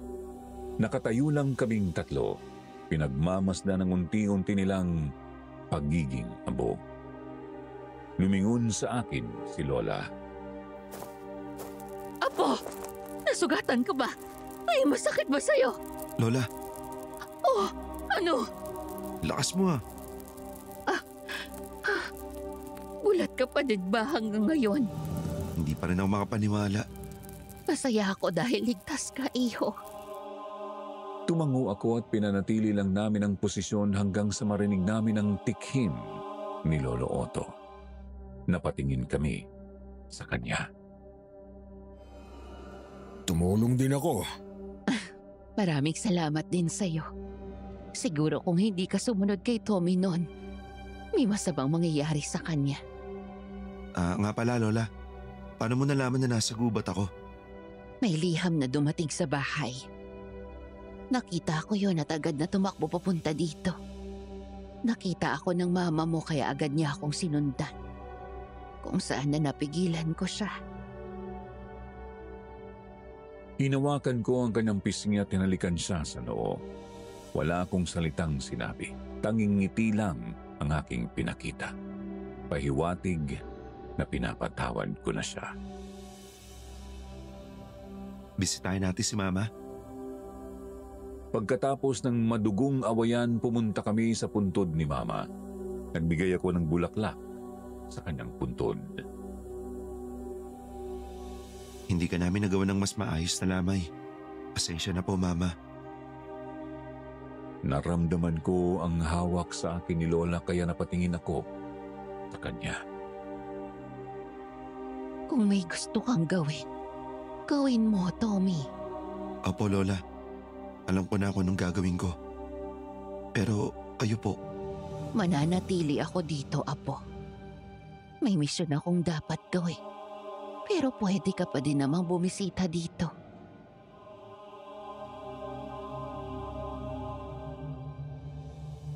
Pagkatapos namin sa libingan, bumalik na kami ni Lola sa kanyang malaking bahay.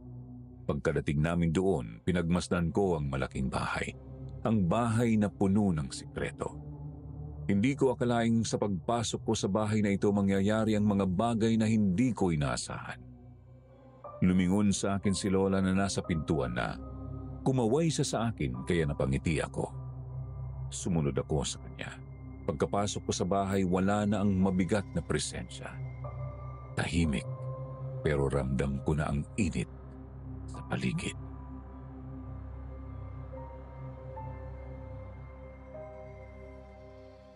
Sa wakas, tapos na. Lumipas ang maraming buwan, natupad ko na ang pinaplano ko.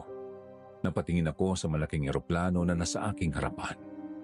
Pumunta ako sa telepono at tumawag kay Lola. Lola, alis na po ako. Pupunta na po ako sa Saudi Arabia. Sa wakas, matutupad ko na ang pinapangarap ni Mama. Kapag nakapag-ipon ako, dadaling ko po kayo doon. Pupunta tayo sa edge of the world. Aasahan ko yan, Apo. Maghihintay ako. Bigla akong napahinto nang marinig ko ang apelyido ko. Napatingin ako sa flight attendant na tinatawag ako. Sige po, Lola. Tinatawag na yung pangalan ko. Paalam po ha. Tatawag ulit ako sa inyo kapag dumating na ako ron. Alam mo, proud na proud ako sa'yo. At alam kong proud din ang mama mo. Maraming salamat, Lola. Mahal ko po kayo. Mahal din kita, Apo.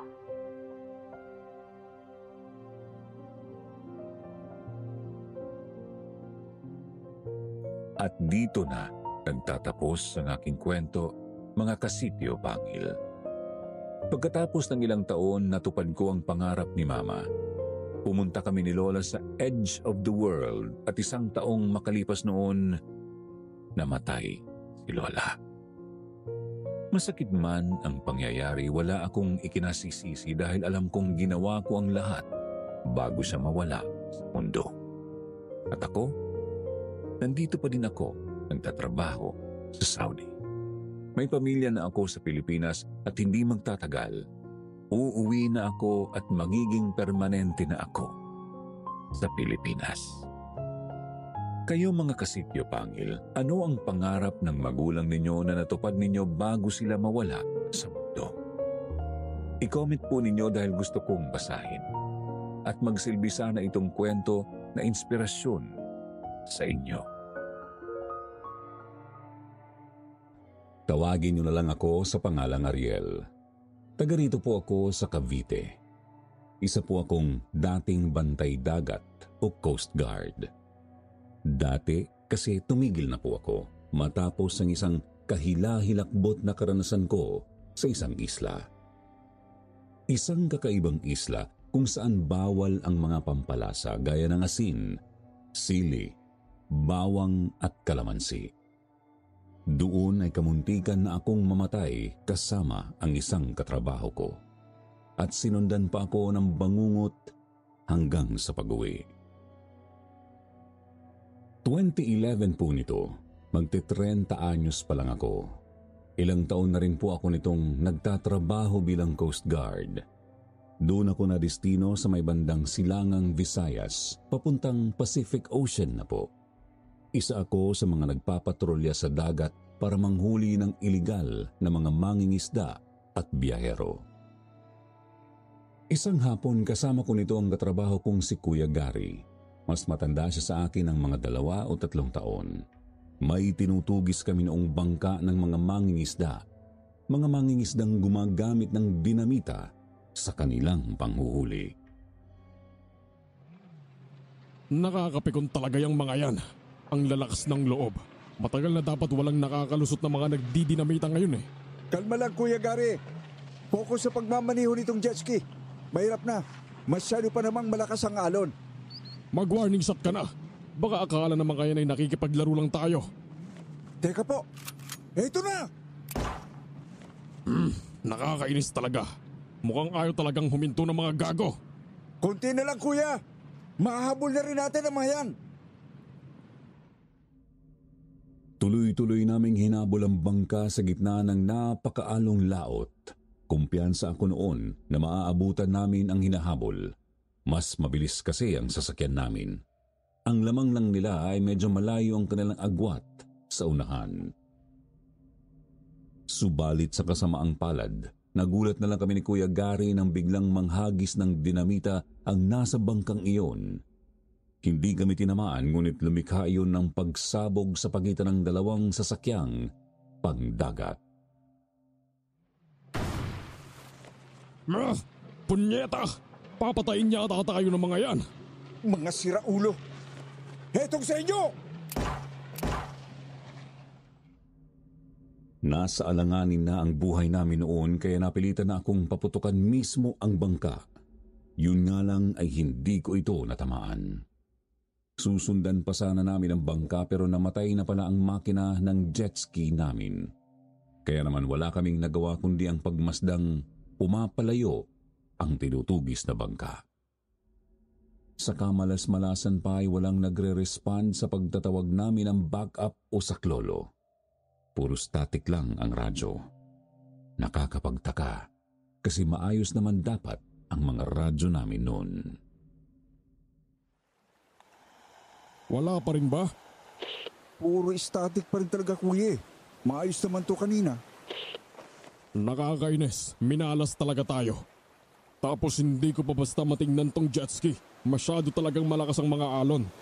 Ano na pong gagawin natin? Magsagwa na tayo? Ay, ganun na nga. Wala tayong ibang pagpipilian eh. Subukan nating makausad pabalik sa istasyon. Napilitan kaming magsagwan ni Kuya Gary. May reserba naman kasing sagwan ang jet ski para sa mga ganong pagkakataon. Pakay nga namin noong makarating sa istasyon o sa kahit anong isla na malapit. Pareho nga lang kaming hindi mapanatag dahil masama talaga ang panahon. Mga 1 oras pa ng pagsasagwan ay may natanaw na nga po kaming isla, Sir Jupiter. Hindi yun ang islang pinanggalingan namin. Mula sa malayo ay kitang-kitang balot iyon ng napakakapal na kagubatan. Berdeng-berde nga po ito kung titignan. Napakaganda sa gitna ng asul na laot. Isa pa ay pakanluran ang tahak namin noon kaya kitang-kita namin ang pababa ng araw sa bandang likod ng islang yun. Napakaganda talaga ng tanawing yun, Sir Jupiter. Tuloy para kong nakalimutan ang kinakaharap naming problema ni Kuya Gary. Ilang taon na akong nadestino dito sa lugar na to. Hindi ko pa kailanman nakikita ang islang yan. Baka naman nakarating ka na dati dyan. Tapos, nasa likod o gilid lang tayo, kaya iba ang nakikita mo. Ariel, veterano na ako sa trabahong to. Imposibleng hindi ko makilala ang mga isla dito sa dagat na to. Kahit saang anggulo. At wala talaga akong maalala na isla na ganyang may napakakapal na gubat. So, ano na po ang gagawin natin? Lapitan po ba natin, kuya? Oo, kaysa naman abutin tayo ng mas masamang panahon dito sa dagat.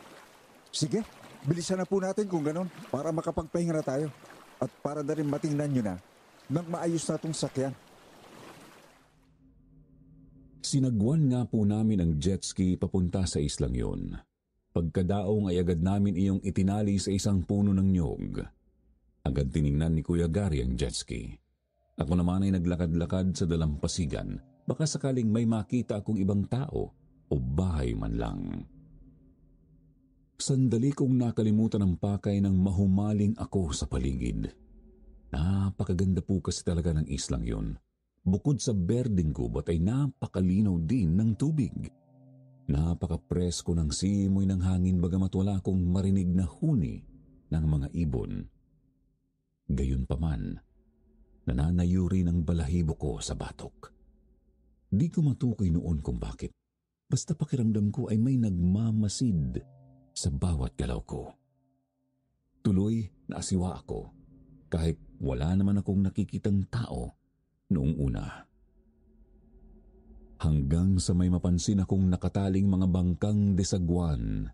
4 ang mga iyon, pare-parehong walang anumang disenyo o pintura kaya ipinagpatuloy ko ang paglalakad-lakad.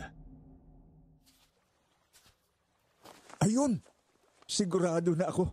May mga tao nga sa islang ito. Sana makita ko sila agad at nang makahingi ng konting tulong. Pasado 4:00 na rin kasi. Maayos man ni Kuya Gary ang jet ski. Siguradong hindi rin kami makakabiyahe agad ngayong gabi. Hoy! Sino ka? Anong ginagawa mo rito sa isla namin? May tao nga. Teka, hindi ako masamang tao. Ibaba mo yung sibat mo. Oh, delikado tayo dyan eh. Halos kumalas ang kaluluwa ko nang biglang magsalita ang isang binata mula sa malapit na kakahuyan.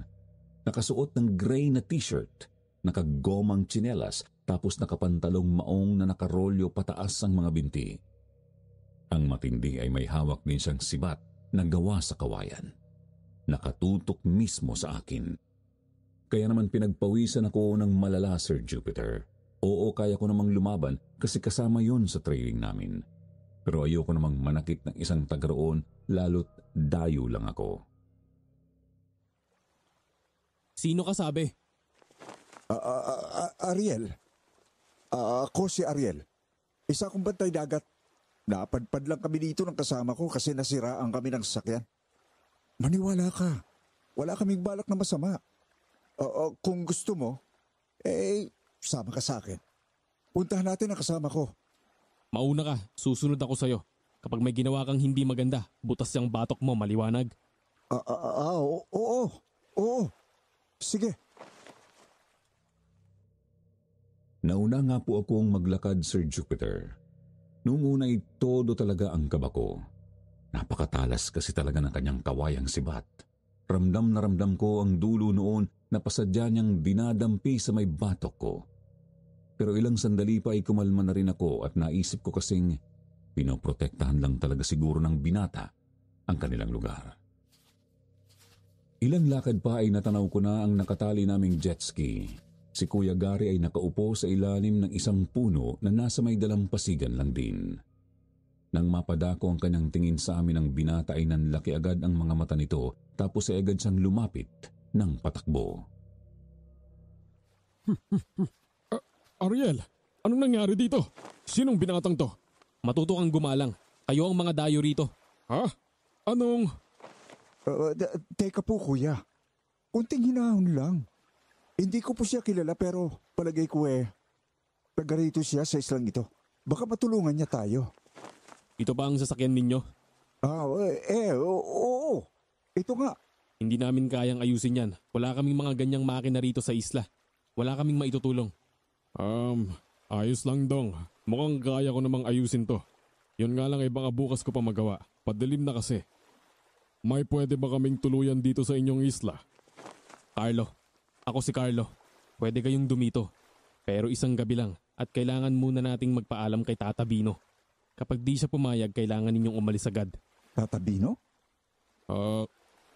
Sige. Sige, Carlo.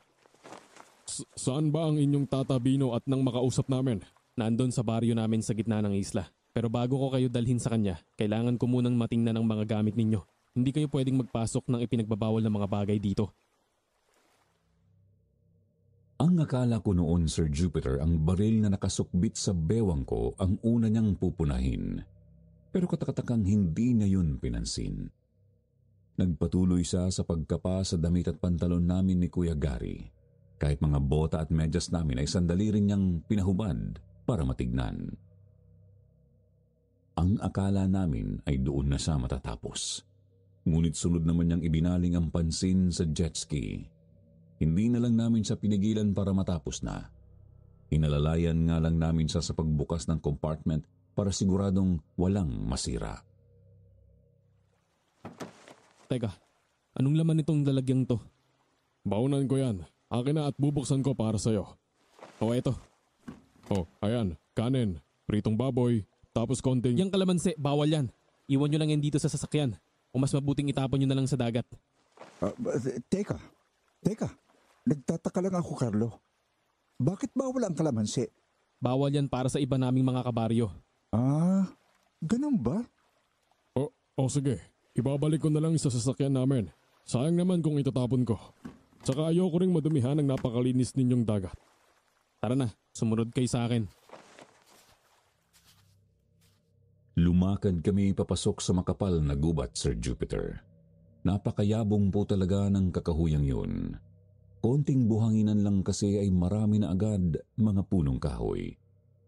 Yun nga lang ay naruroon pa rin talaga ang kakaiba kong kutob. Sa kabila ng presko at magandang paligid, pakiramdam ko talaga ay may mga nagmamasid sa amin saktong pareho pala kami ni Kuya Gary ng nararamdaman. May problema ba, Ariel? Parang hindi ka mapakali eh. Ewan ko, kuya. Pero, iba ang pakiramdam ko sa gubat na ito eh. Nananayo ang balahibo ko. Pakiramdam ko, may mga nagmamasid sa atin. Ramdam ko rin yan. Pero huwag mo na lang masyadong pansinin. Baka naninibago ka lang.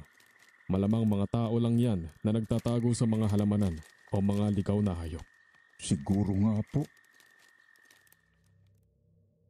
Ilang lakad pa ay may nadaanan na kaming mga bahay. Paisa-isa lang po ang mga iyon. Malalayo ang agwat sa isa't isa. Pare-parehong mga sarado. Kaya naman wala talaga kaming makitang ibang taga roon maliban kay Carlo. Hanggang sa napansin kong may kung anong masangsang sa hangin. Amoy nabubulok na bangkay o karne. Nagkatinginan kami ni Kuya Gary. Alam kong naaamoy din niya yun. Nanatili kaming tahimik na nakasunod kay Carlo, bagamat nakahanda na akong kumilos kung anuman ang mangyari. Treehouse? May ganito pala rito. Anak ng... Ano yan? Konting lakad pa nga ay may nakita na kaming isang kubo na nasa itaas ng malaking puno. Sa ibaba ng punong yun ay may bangkay ng isang kambing. Hati ang ulo. Wala nang lamang utak. Bukas ang sikmura at wala na ring anumang laman loob. Nawawala rin ang isang binti at tapyas na ang laman sa iba't ibang bahagi ng katawan. Matindi na ang pagkabulok nito, halatang doon galing ang naaamoy namin. Ano to? Bakit nagaganyan niyang kambing na yan? May mga mamabangis na hayop gubat kasi rito sa isla. Siguradong sila ang dumali dyan sa kambing. Ba't di nilinis o nilibing? Delikado sa kalusugan ninyo yan. Baka mamaya niyan, magkasakit pa kayo dahil sa mga mikrobyo galing sa bangkay. Sanay na kami sa ganyan. Isa pa, sa lupa rin naman namin ang balik niyan kapag tuluyang nabulok. Sige na, magpatuloy na tayo. Malapit na tayo sa bahay ni Tata Bino. Teka, sandali. Sino yun? Napatingala ako nang marinig kong nagbukas ang bintana ng kubong nasa itaas ng puno. Doon ay may sumilip na isang matandang lalaki. Sandali akong natigilan nang mapansing namumula ang kanyang mga matang nakatitig sa akin. Nagkusot ako ng mga mata. Pagtingin ko ulit sa kanya ay pangkaraniwang mga mata naman ang nakatitig sa amin. Bagamat napakatalas ng kanyang tingin. Magandang gabi ho, Mang Onyong. Pasensya na kung nagising man namin kayo. Dadaan lang ho, papunta kay na Tata Bino. Bakit parang may kakaiba sa taong yan? Oo nga, parang nakakakilabot makatitig eh. Huwag nyo na lang masyadong pansinin ang mga bagay-bagay dito sa amin. Isipin nyo na lang na hindi kami masyadong nakikihalubilo sa ibang mga isla. Oo, paminsan-minsan pumupunta kami sa mga kalapit isla kapag may bibilhin. Pero bihira na may mapunta ritong dayo. Napatango na lang kami sa mga sinabi ni Carlo pagkatapos ay nagpatuloy na kami sa paglalakad. Ilang minuto pa may natanaw na po akong usok na parang galing sa isang siga hanggang sa marating na nga po namin ang isang clearing sa gitna ng gubat. May mangilan-ngilang mga kubo sa paligid. Sa isang dako ay may bahay na gawa sa kahoy bagamat medyo malaki. Sa harap ng bahay na yun ay naroroon ang isang malaking siga. Dumiretso kami sa pinto ng malaking bahay at pinagbuksan kami ng isang matanda. Doon po niya kami kinausap sa harap ng kanyang bahay. Sabihin ninyo, kayo ba'y aksidente lang na napadpad dito sa amin? Opo, Tata Bino. Paano niyo po nalaman? Walang mga dayo na pumupunta rito ng pasadya. Sa pagkakaalala ko ay mahigit 10 taon na mula nang may huling tinangay dito sa dagat. Gano'n na nga rin ang nangyari sa amin, Tata Bino. Bali namatay ang makina ng sasakyan namin. Tapos, dito na kami napunta. Kaya nyo bang ayusin kaagad ang sasakyan ninyo? Hindi kasi talaga kayo pwedeng magtagal dito sa amin.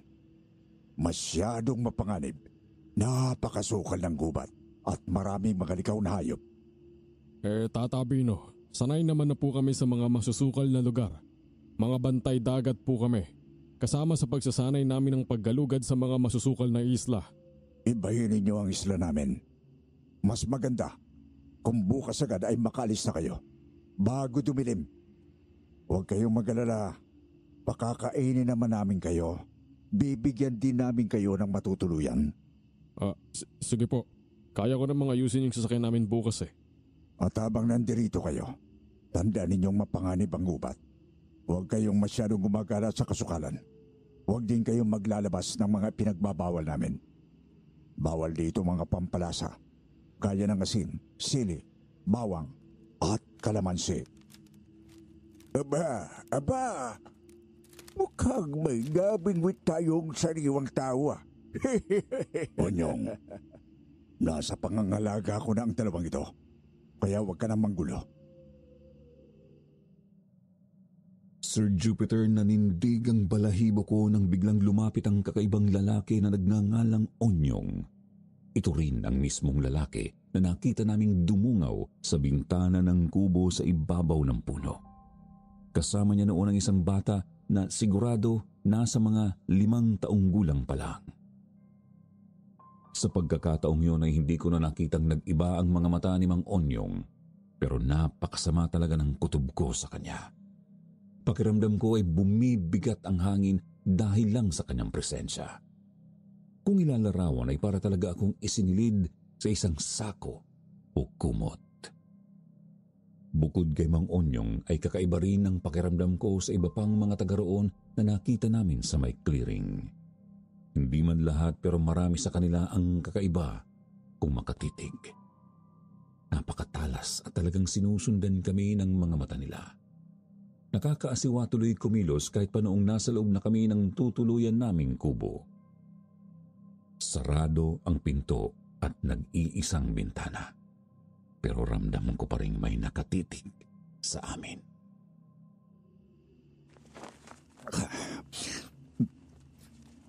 Nawiwirduhan ako sa mga tao rito, Kuya Gary.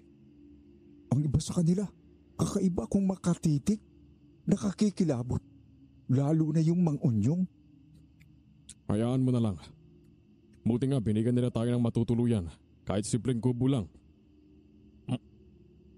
Saka ayos na rin yon. Kahit walang pampalasa yung pagkain, inihaw na isda naman eh. Kuya, ang ibig kong sabihin, di kaya may illegal na nangyayari dito? Hindi natin kilala ang mga taong tuwi bilang mga alagad ng batas. Alam ko. Huwag kang mag-alala. Nagmamatsyag naman ako kanina pa. Sinusubukan ko silang kilalanin at baka may pugante o rebelde na nagtatago rito. Pero wala pa naman akong nakikita. Kung wala man tayong mapatunayang ilegal na nangyayari rito, i-report pa rin natin ang islang to. Nakakapagtaka dahil wala ito sa mapa eh. Yung jet ski, sigurado po ba talaga kayo na kaya nyo na? Oo, di naman ganun kalaki ang sira. Hula ko nayanig lang sa pagsabog ng dinamita. Buti na lang talaga, di yun masyadong malapit sa atin. Nagpatuloy kami sa pagkain ni Kuya Gary. Nang matapos ay nagligpit na kami ng pinagkainan at humigana sa banig. Di na namin inabalang patayin ang lampara. Kahit maraming bumabagabag sa isip ko ay pinilit ko na lang na makatulog. Mabuti na lang at nilalamon na rin talaga ako ng antok noon. Ariel, gising. Gumising ka. Dali, Ariel. Hanggang sa nagising na lang ako nang tinapik-tapik ako ni Kuya Gary, agad siyang sumenyas na huwag akong maingay. Tumingin ako sa relo ko. Pasado hating gabi.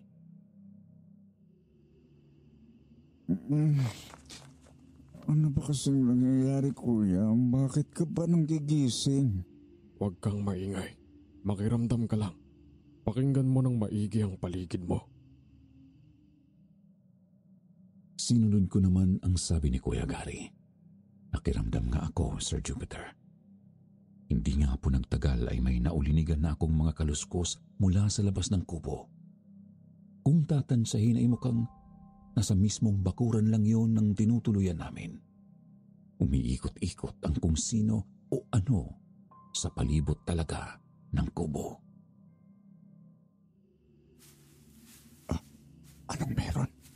sinong nasa labas. Hindi ko alam. Basta maghanda ka lang. Kinukutuban akong baka yan yung sinasabing mga hayop gubat dito. Baka bigla na lang tayong salakayin o ano. Diyos ko. Pinagpawisan ako ng malamig, Sir Jupiter, pero di ko na yon inabalang pahirin. Kinabahan pa kaming lalo nang may marinig na kaming mga mahihinang angil. Mahina kasi tunog pigil pero halatang galing sa isang mabangis na hayop. Lumapit ako sa bintana. Sumunod naman sa akin si Kuya Gary. Dahan-dahan naming binuksan ng tablang takip tsaka sumilip sa labas. Noon din ay may kung anong masangsang na amoy ang sumabay sa hangin at sa tulong ng liwanag ng lampara namin may naaninag nga kaming kakaibang anino sa labas. Naroroon po iyon sa may likod ng isang malapit na puno. Ano ba klaseng hayop yan? Aso? Pero, ang laki. Hayop. Halos kasing laki yata ng kalabaw yan eh. Yan kaya ang dahilan bakit mapanghanib ang islang ito. Paano nagkaroon ng ganyan dito sa Pilipinas? Wala pa akong nababalita ang ganyan dito sa atin eh. Tara, lapitan natin. Pero, kuya. Ariel, mga alagad tayo ng batas. Dapat lang na alamin natin ang kung anumang makakapagdulot ng panghanib sa mga tao. Trabaho natin yon. Isipin mo ha, paano kung may ganyang hayop pa pala sa ibang mga isla o gubat? Mahalagang malaman natin kung ano yan. Kung sa bagay. Sige na, ihanda mo yung baril mo. Maingat po kaming lumabas ng tinutuluyan naming kubo, Sir Jupiter. Agad sumulubong sa amin ang kakaibang lamig ng hangin. Lamig na kagaya ng simoy ng gubat sa gabi. Ngunit hinaluan ng nakakapanginig butong kilabot. Dahan-dahan kaming lumakad palapit sa nakita naming hayop gubat. Palakas ng palakas ang masangsang na amoy. Hinay-hinay, mukhang may kinakain yata yan. Baka maging agresibo kapag nadistorbo. Pakiramdam ko po sandaling huminto sa pagtibok ang puso ko nang magkatitigan ng pulang mga mata ng hayop na yun. Hindi rin namin siya makita ng maayos dahil sa dilim, pero kitang-kita namin ang nanlilisik niyang mga mata. Ang akala talaga namin ay susuguri na kami noon, ngunit nagtaka na lang kami nang bigla itong tumalikod at tumakbo palayo. Anong nangyari? Akala ko ba mapanganib? Bakit hindi tayo dinamba? Hayaan mo muna yon. Di malabong may makita pa tayong ganun dito sa isla. Kung suswertehin ay baka may makita tayo bukas kapag may araw na. Sa ngayon, tara, tignan natin yung kinakain niya. Yung kinakain?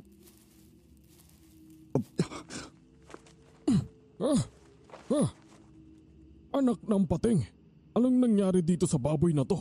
Lasog-lasog, walang laman loob. Katulad nung nakita nating bulok na kambing. Mukhang hindi nga nagbibiro sila, Carlo.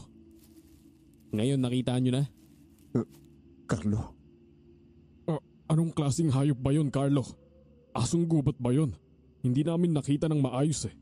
Basta wag nyo na lang silang saktan o gambalain. Oo, mapanganib sila pero nakakapamuhay kami kasama sila. Di nyo ba kailangan ng tulong para mas maging ligtas ang mga tao rito? Tingnan mo naman. Masyadong masaklap ang sinapit nitong baboy. Baka di nyo namalayan. Isa na sa inyo ang lapain ng mga hayop sa gubat na yon. Mas maganda kung bumalik na kayo sa loob. Alam namin ang ginagawa namin. Sumunod na lang kami para walang gulo, Sir Jupiter. Bumalik kami sa loob ng tinutuluyan naming kubo at nagsara ng pinto at bintana. Ay, sayang. Hindi natin nakuhanan ng litrato yung hayop. Anong binabalak mo, kuya? Di naman kasi pwedeng basta na lang suwayin si na Carlo. Baka mamaya niyan, palayasin pa tayo nang di naaayos ang jet ski. Wala naman akong gagawing hindi nila gusto habang nandito tayo. Ang bala ko lang sana makakuha ng maski isang picture man lang. Tapos isasama ko sa report na ipapasa natin. Mas mabuti nang matingnan din ito ng tamang ahensya. Matapos naming mag-usap ni Kuya Gary ay nakiramdam pa ako ng mga kalahating oras. Wala naman na akong napansing kakaiba kaya nagpatalo na ako ulit sa antok. Inaumagahan pagkagising ko ay wala si Kuya Gary sa kubo. Naisip kong baka maaga siyang pumunta sa dalampasigan para ayusin ang jet ski kaya sumunod na ako roon. Dala ang natirang inihaw na isda ng nagdaang hapunan. Hindi nga po ako nagkamali kasi nakita ko roon si Kuya Gary. Oh, kumusta na po yan, Kuya? Oh, eto malapit na. Pagkatapos nito, subukan agad natin kung pwede na tayong makabiyahe. Problema lang natin, ayaw pa rin ng radyo. Wala pa rin talaga akong matawagan. Sir Jupiter, nagawa pong ayusin ni Kuya Gary ang jet ski. Balak namin noon ay magpaalam na lang kina Tata Bino tapos aalis na kami. Bagay na sana pala. Di na lang namin ginawa. Buti talaga, hindi natin inubos yung isda kagabi. Yun na nga po eh. Nakakahiya na rin kasing manghingi ng almusal kina Tata Bino. Teka sandali, kukunin ko lang ang baunan ko. Uy, Kuya, bawal dito ang kalamansi. Natatandaan mo? Yaan mo na, tayo lang naman andito ngayon eh. Siguro naman, mauubos na agad natin yan, bago may dumating na taga-baryo. Bakit kaya talaga bawal sa kanila ang mga pampalasa? Ano? Matandang tradisyon lang yan, malamang. Di ba? Yan yung batang kasama noong Mang Onyong. Ha? Oo nga no. Lumapit po sa amin ang bata. Pakilala niya ay siya raw si Loloy. Anak nga raw siya nung kakaibang lalaking si Mang Onyong. Sinubukan kong pakiramdaman yung bata. Wala naman akong masamang kutob sa kanya. Sa katunayan ay magiliw pa itong nakikipag-usap sa amin, bagamat halata ko rin sa kanyang marami pa siyang di naiintindihan sa mundo. Kahit nga tungkol mismo sa kanilang isla ay marami pa siyang di alam. Tanungin na lang daw namin ang kanyang Tatay Onyong o di naman kaya sina Tata Bino. Ilang sandali pa po ay napadapo ang tingin ng bata sa pagkain namin. Tinuro niya ang kalamansi at nagtanong kung ano yun. Paliwanag ko, Kalamansi ang tawag dyan. Wala yata nito niyan sa isla ninyo eh. Ginagamit namin yan bilang sawsawan para sumarap ang ibang pagkain. Halimbawa, itong inihaw na isda. Ipatikim natin to sa kanya. Uy, sigurado ka dyan, Kuya? Bawal sa kanila yan eh. Sobrang konti lang naman. Isasawsaw ko lang ng konti itong isda. nagtakip ng ilong si Loloy. Sabi niya ay masakit daw sa ilong ang amoy ng kalamansi. Subalit, hindi nawala ang kanyang kuryosidad. Kaya itinuloy pa rin niya ang pagkain ng isdang sinawsaw sa katas ng kalamansi. Doon din po, Sir Jupiter, nagulat na lang kami nang biglang napaubo ang bata at napasapo sa kanyang dibdib. Agad namin siyang inalalayan at pinainom ng tubig, pero lumala lang ang kanyang pag-ubo. Naglalaway na rin po siya ng may kasamang dugo. Kapansin-pansin ding namumula ang kanyang balat. Kinakapos siya ng hininga. Nataranta kami ni Kuya Gary. Aalis na sana ako patakbo sa baryo para tumawag ng saklolo, pero tuluyan nang hinimatay si Loloy. Ano bang nangyari? Ba't bigla na lang siya nagkaganyan? Nako, hindi maganda to. Mukhang ganito yata ang epekto ng kalamansi sa kanila. Bubuhatin ko tong bata. Tara kina Tata Bino. Bilis! Oo po, Kuya. Tarantang binitbit ni Kuya Gary ang bata pabalik sa may clearing sa gitna ng gubat. Nakasunod lang ako sa kanya. Kung sino-sinong mga santo na ang pinagsasambit ko para lang mailigtas si Loloy. Todo ang panalangin ko sa Panginoon na sana hindi lumala pa ng gusto ang kanyang kalagayan. Ano ang ginagawa ninyo sa anak ko? Pasensya na po, Mang Onyo. Hindi naman kasi namin inakalang ganito kalala ang epekto ng kalamansi sa kanya. Ano ba? Hindi ba sinabihan ko na kayo? Bawal ang kalamansi dito. Ang titigas na mga ulo ninyo. At talagang pinakain nyo pa sa bata. Mas maganda kung isugod natin si Loloy sa ospital. Huwag po kayong mag-alala. Ayos na ang sasakyan namin. Mabilis tayong makakarating. Walang magagawa yung mga litsing ospital ninyo. At hindi ko ipagkakatiwala ang anak ko sa mga dayong katulad ninyo. Onyong, huminahon ka. Tinitingnan na ng mga albularyo si Loloy. Kapag paano yung anak ko? Ako mismo ang tatamas dyan sa mga ulo ninyo. Carlo, ibalik mo sila sa kubo at ikandado mo sa labas ang pinto. Opo, Tata Bino. Tara sa kubo. Huwag na kayong magpumiglas kung gusto pa ninyong magtagal ang buhay ninyo. At magdasal na kayo sa mga Panginoon ninyo na mabuhay pa si Loloy. Dahil kung hindi, di na kayo makakauwi ng buhay. Hindi ako makagalaw, makapagsalita man lang ng muling makatitigan ng lalaki. Noon po kasi Sir Jupiter na kumpirma ko nang hindi nga ako namamalikmata. Namumula talaga ang mga mata ni Mang Onyong, katulad ng mga mata ng hayop gubat na nakita namin sa dilim. Pakiramdam ko rin ay nagdilim ang paligid kahit mataas naman ang araw. Ikinulong nga po kami ni Carlo sa tinuluyan naming kubo. Kung tutuusin ay kaya naman naming pumalag pero mas pinili naming manahimik muna at magmatsyag. Ayaw naming daanin sa gulo o dahas ang mga bagay-bagay hanggat maaari. Gumulong ang mga oras. Di kami mapalagay ni Kuya Gary.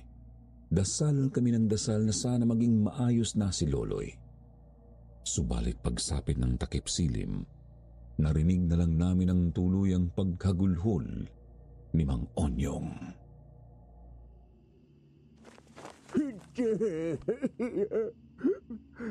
Kinako, Loloy, Loloy.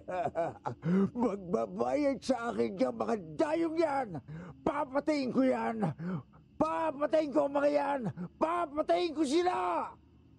Uminahon ka muna, Onyong. Ita natin sa tamang proseso ang lahat. Maghunos dili ka. Hindi. Hindi maganda to. Kuya? Mukhang wala na si Loloy. Nakakainis. Kasalanan ko to. Lumipas pa ang 2 oras na ulinigan naming nagtitipo ng mga tao sa labas ng kubong pinagkulungan sa amin. Sa narinig namin ay nililitis kami ng mga taga-isla. Pinag-uusapan nila kung ano ang gagawin sa amin ni Kuya Gary at hindi namin inasahan ang mga nalaman namin. Buhay ang kabayaran sa binawing buhay. Kaya naman, hahatulan natin ang kamatayan ang 2 dayo. Idadaan natin ang lahat sa ritual. Bukas ng gabi, paghihiwalayin natin ang kanilang katawan upang kainin. At ikaw, Onyong, bilang anak mo ang namatay, sa'yo mapupunta ang kanilang mga puso at tatay. Nasisiraan ka na ba, Bino? Ako ang namatayan, kaya marapat lamang na sa akin sila mapuntaan ng buo. Akin lang ang 2 dayo. Ako ang dapat papatay sa kanila at ako ang uubos sa kanila. Ano bang pinag-uusapan ng mga to? Kakainin? Kakainin nila tayo? Naiintindihan ko na. Nasa matinding panganib nga tayo, Ariel. Subukan muna natin silang pakiusapan, Kuya. Baka sakaling... Hindi sila madadaan sa usapan, Ariel. Mukhang mga aswang ang mga yan. Aswang? Anong aswang? Kumakain sila ng tao, di ba? Tapos isipin mo, alalahanin mo yung kakaiba nating napansin sa ibang mga taga rito. Lalo na dyan kay Mang Onyong. Kakaiba ang kanilang presensya at pumupula ang mga mata. May kakaibang mga hayop din sa gubat dito. Hinala ko, yung mga hayop na yun ay mga taga rito lang din mismo na nagbago ng anyo. Seryoso ka ba dyan, Kuya? Walang ibang maliwanag, Ariel. Aswang ang mga yan. Papatahin at kakainin nila tayo. Paano tayo makakaalis dito ng ganun? Ang malas-malasan pa. Naiwan ko yung baril sa may jet ski. Kasar! Pakiramdam ko noon ay lumamlam ang pag-asang makakaalis pa kami sa islang yun, Sir Jupiter. Hindi sila madadaan sa maayos na usapan. Hindi rin kami makakapalag dahil siguradong mas malalakas sa pangkaraniwang mga tao ang mga naroroon. Isa pa ay marami sila tapos 2 lang kami. Kailangan naming makaisip ng magandang plano kung gusto pa naming mabuhay.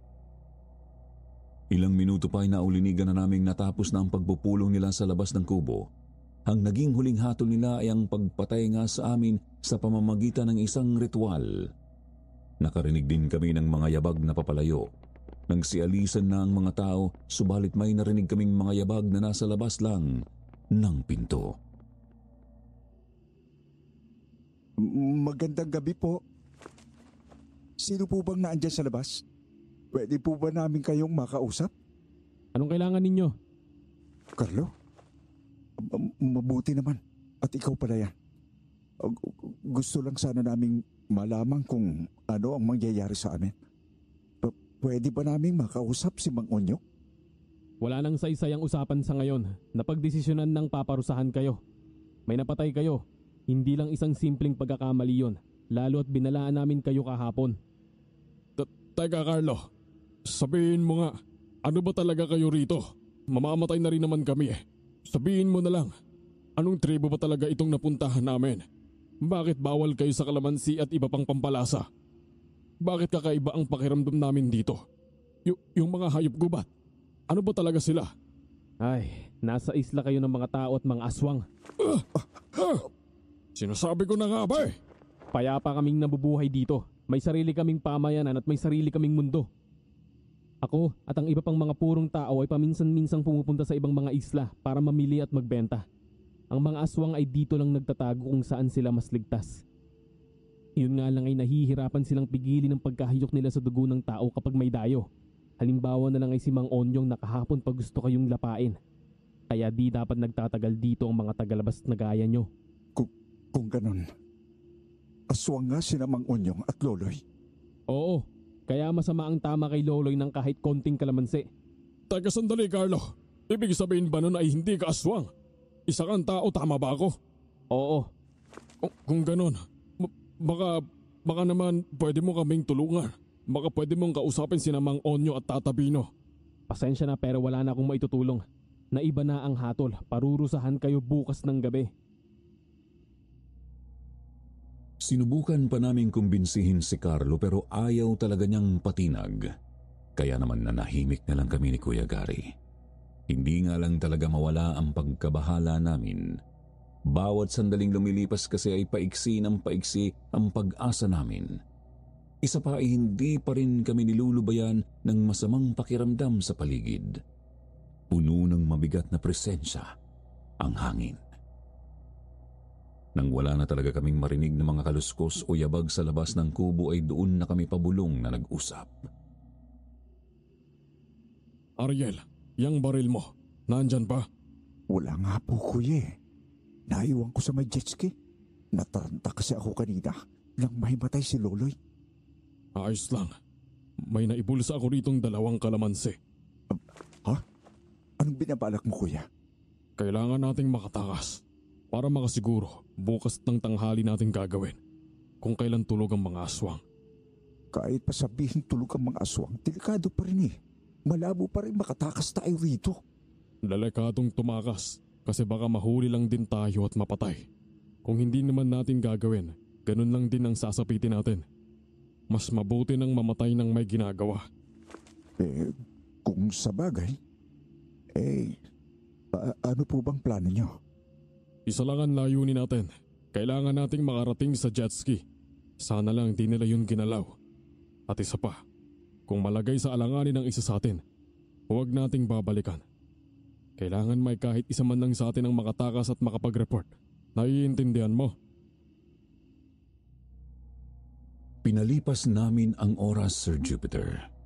Kahit hirap matulog ay pinilit pa rin naming umidlip. Kailangan naming maipon lahat ng lakas na pwede naming magamit para sa balak na pagtakas. Pagkagising naman ay hindi maawat ang panalangin naming sana hindi kami mabigo. Sumapit ang tanghali. Pinasa ni Kuya Gary ang 2 kalamansi at pinahid ang katas sa mga kamay namin. Hindi namin alam kung tatalab pero parang wala na kaming maisip na makakatulong sa amin. Carlo! Carlo! Andyan ka ba sa labas? Anong kailangan nyo? Ano sana? Magbabanyo lang ako. Pwede ba akong makalabas sandali? Hindi. Diyan mo na lang sa may isang sulok gawin. Sige. Sabi ko na, hindi papayag eh. Ano Ariel? Handa ka na ba? Handa na po, kuya. Sige, pagbilang ko ng 3, tadyakan natin tong pinto. 1, 2, 3!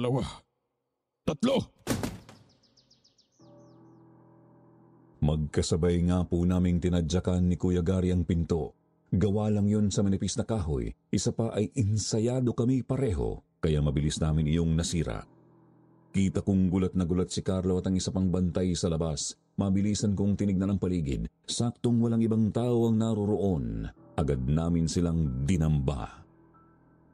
Si Kuya Gary ang sumalakay kay Carlo. Agad niyang sinuntok ang batok ng binata kaya ito hinimatay. Ako naman ang lumusob sa isa pang bantay. Susuntukin ko na sana iyon ngunit laking kulad ko nang biglang tumalim ang mga kuko at ngipin nito. Isang aswang. Gayon pa man ay hindi ako nagpatinag. Isinuntok ko ang kamay na may katas ng kalamansi diretso sa kanyang mukha. Napahiyaw ng malakas ang aswang. Kita ko kung paano umusok ang kanyang balat. Sinakluluhan ako ni Kuya Gary. Bigla niyang hinampas ng napakalaking bato ang sentido ng halimaw. Pinagtulungan namin itong bugbugin hanggang sa mawalan na rin ito ng malay.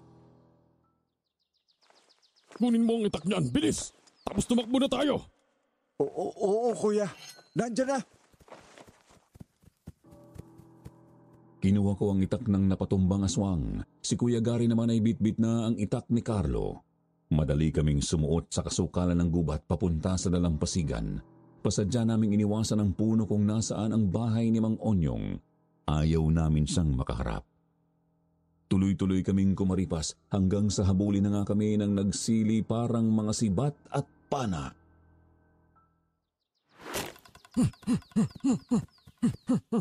Bilisan mo, Ariel! Tandaan mo kapag nadali ka niyan, katapusan mo na sigurado! Mamamatay ka ngayon o lalapain ka nila mamaya. Upo, kuya. Padating na sa jet ski. Kung sino man sa atin na ang mauna, agad kunin ang baril. Maliwanag! Hindi kayo makakatakas! Mga kasama, tugisin sila!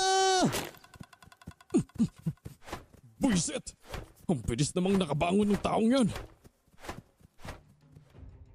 Nagtuloy-tuloy pa kami sa pagtakbo.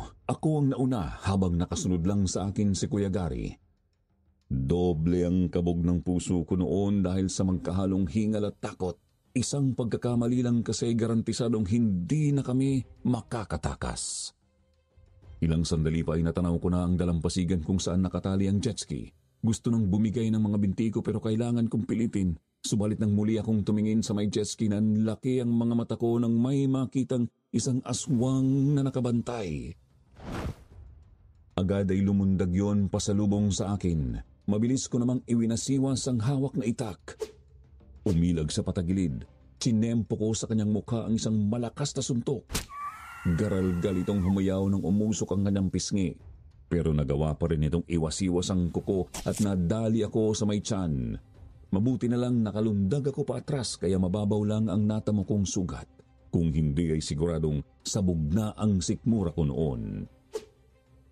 Muli kong iwinasiwas ang itak. Todo ang kanyang pag-ilag pa atras. May mangilan-ngilan na rin akong tama sa dibdib at braso pero pilit ko yung binabaliwala. Naging desperado ako at inihagis ko sa kanya ang itak. Lumundag siya pa atras at hindi niya namalayan ang isang may kalakihang bato sa kanyang likod. Sumabit doon ang isa niyang binti.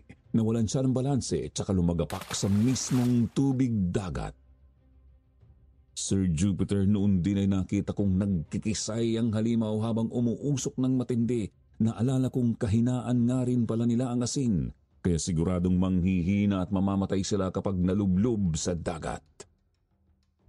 Hindi ko na tinapos ang panonood. Dali-dali na akong lumapit sa jet ski at kinuha ang baril. Nilingon ko si Kuya Gary. Nanlaki ang mga mata ko nang makitang sinasagupa niya mismo si Mang Onyong. Kuya! Halika na! Tumakas na tayo!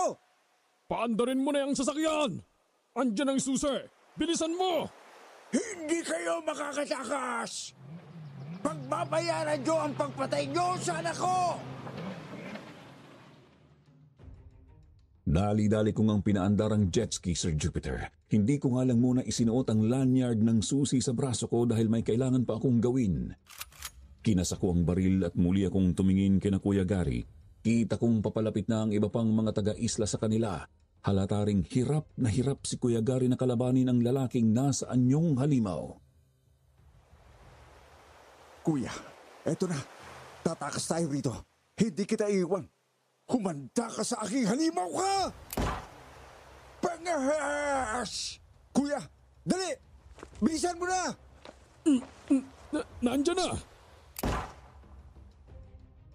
Pinaputukan ko ang lubid ng jet ski dahil wala na akong oras para tanggalin yun. Sumakay si Kuya at agad ko namang minaniobra ang sasakyan palayo sa dalampasigan. Sige pa rin ang paghabol sa amin ng mga sibat at pana. Nagdarasal na lang kaming sana hindi nga kami matamaan. Napalingon kami nang makarinig kami ng mga atungal na parang galing sa napakaraming mga hayop gubat. Nakita namin doon ang mga tao at mga aswang na nanggagalaiting nakatitig sa amin. Mga walang hiya kayo. Pinatuloy namin kayo at pinakain. Di kami nagkulang sa pagbigay ng babala. Pagkatapos ito ang igaganti nyo. Mga walang hiya. Sumpain kayong mga dayo. Sumpain kayo! Masakit sa dibdib marinig ang palahaw ng mga taga-isla, Sir Jupiter. Naisip ko tuloy na masyadong makasarili ang pasya naming tumakas. Siguro nga ay dapat lang sa aming mamatay roon dahil kami naman ang nanggulo sa payapa nilang pamumuhay. Yun nga lang ay may bahagi sa isip ko na nagsasabing panganib lang din talaga ang dulot ng mga aswang. Baka makarating sila sa ibang mga isla at pumatay ng mga tao. Mabuti naman. Sa wakas nakapag-radyo na rin tayo. Dire-diretso lang tayo hanggang sa makarating sa kabilang isla. Kuya, may kumugulo kasi sa isip ko eh. Ano yun? Di kaya masundan tayo ng mga yun? Malabo yan, bata. Kita mo naman yung nangyari sa aswang na kinalaban mo, di ba? Pumusok at namatay sa dagat. Kaya malamang, hindi sila tatawid. Mga tao naman, mga bangkang desagwan lang ang meron sila. Hindi nila tayo mahahabol. Paano kung desperado talaga silang tugisin tayo? Si Mang Unyong halimbawa. Ay, huwag na muna nating isipin yan sa ngayon, Ariel. Kakatakas lang natin. Ang mahalaga ngayon ay makabalik tayo. Sir Jupiter, nakabalik naman po kami sa kabihasnan. Ang hindi nga lang namin alam ay may kabuluhan pala ang inaalala ko. Agad po kaming ginamot ng mga kasama namin. Sinalaysay namin sa kanila ang mga naranasan namin. Hindi naman sila nagsayang ng oras. Agad nilang sinuyod ang bandang iyon ng dagat. Pero wala silang makitang magubat na islang tugma sa paglalarawan namin. May nakapagsabi pang ang baka gumagawa lang kami ng kwento. Pero hindi naman nakakapagsinungaling ang kakaibang mga kalmot namin sa katawan. Mga kalmot na malabong gawa lang ng pangkaraniwang mga hayop gubat sa Pilipinas. Pagbintangan daw tayong sinungaling. Kuya, di natin sila masisisi. Kahit naman siguro ikaw, di agad paniniwala kung may nagkwento sa'yo tungkol sa mga aswang, hindi ba? Tapos wala pa tayong solidong ebidensya. Mahirap paniwala ang napadpad tayo sa isang islang wala sa mapa. Bawal doon ang kalamansi. May napatay tayong bata at hinabol tayo ng mga halimaw. Ay, kung sa bagay may punto ka. Saan ka magpapahinga ngayon? May tiyuhi naman po ako na taga rito sa Samar, kuya. Yun nga lang ay nasa Cavite siya. Pero may bahay siya na wala nang nakatira. Doon muna ako tutuloy. Kayo po? Taga rito lang naman ako sa silangan ng Samar. Uuwi ako sa amin. Siguradong naghihintay na ang asawa at mga anak ko. Basta tawag o text ka lang kapag may kailangan ka. Ipagluluto ka namin. Asahan ko yan, ha?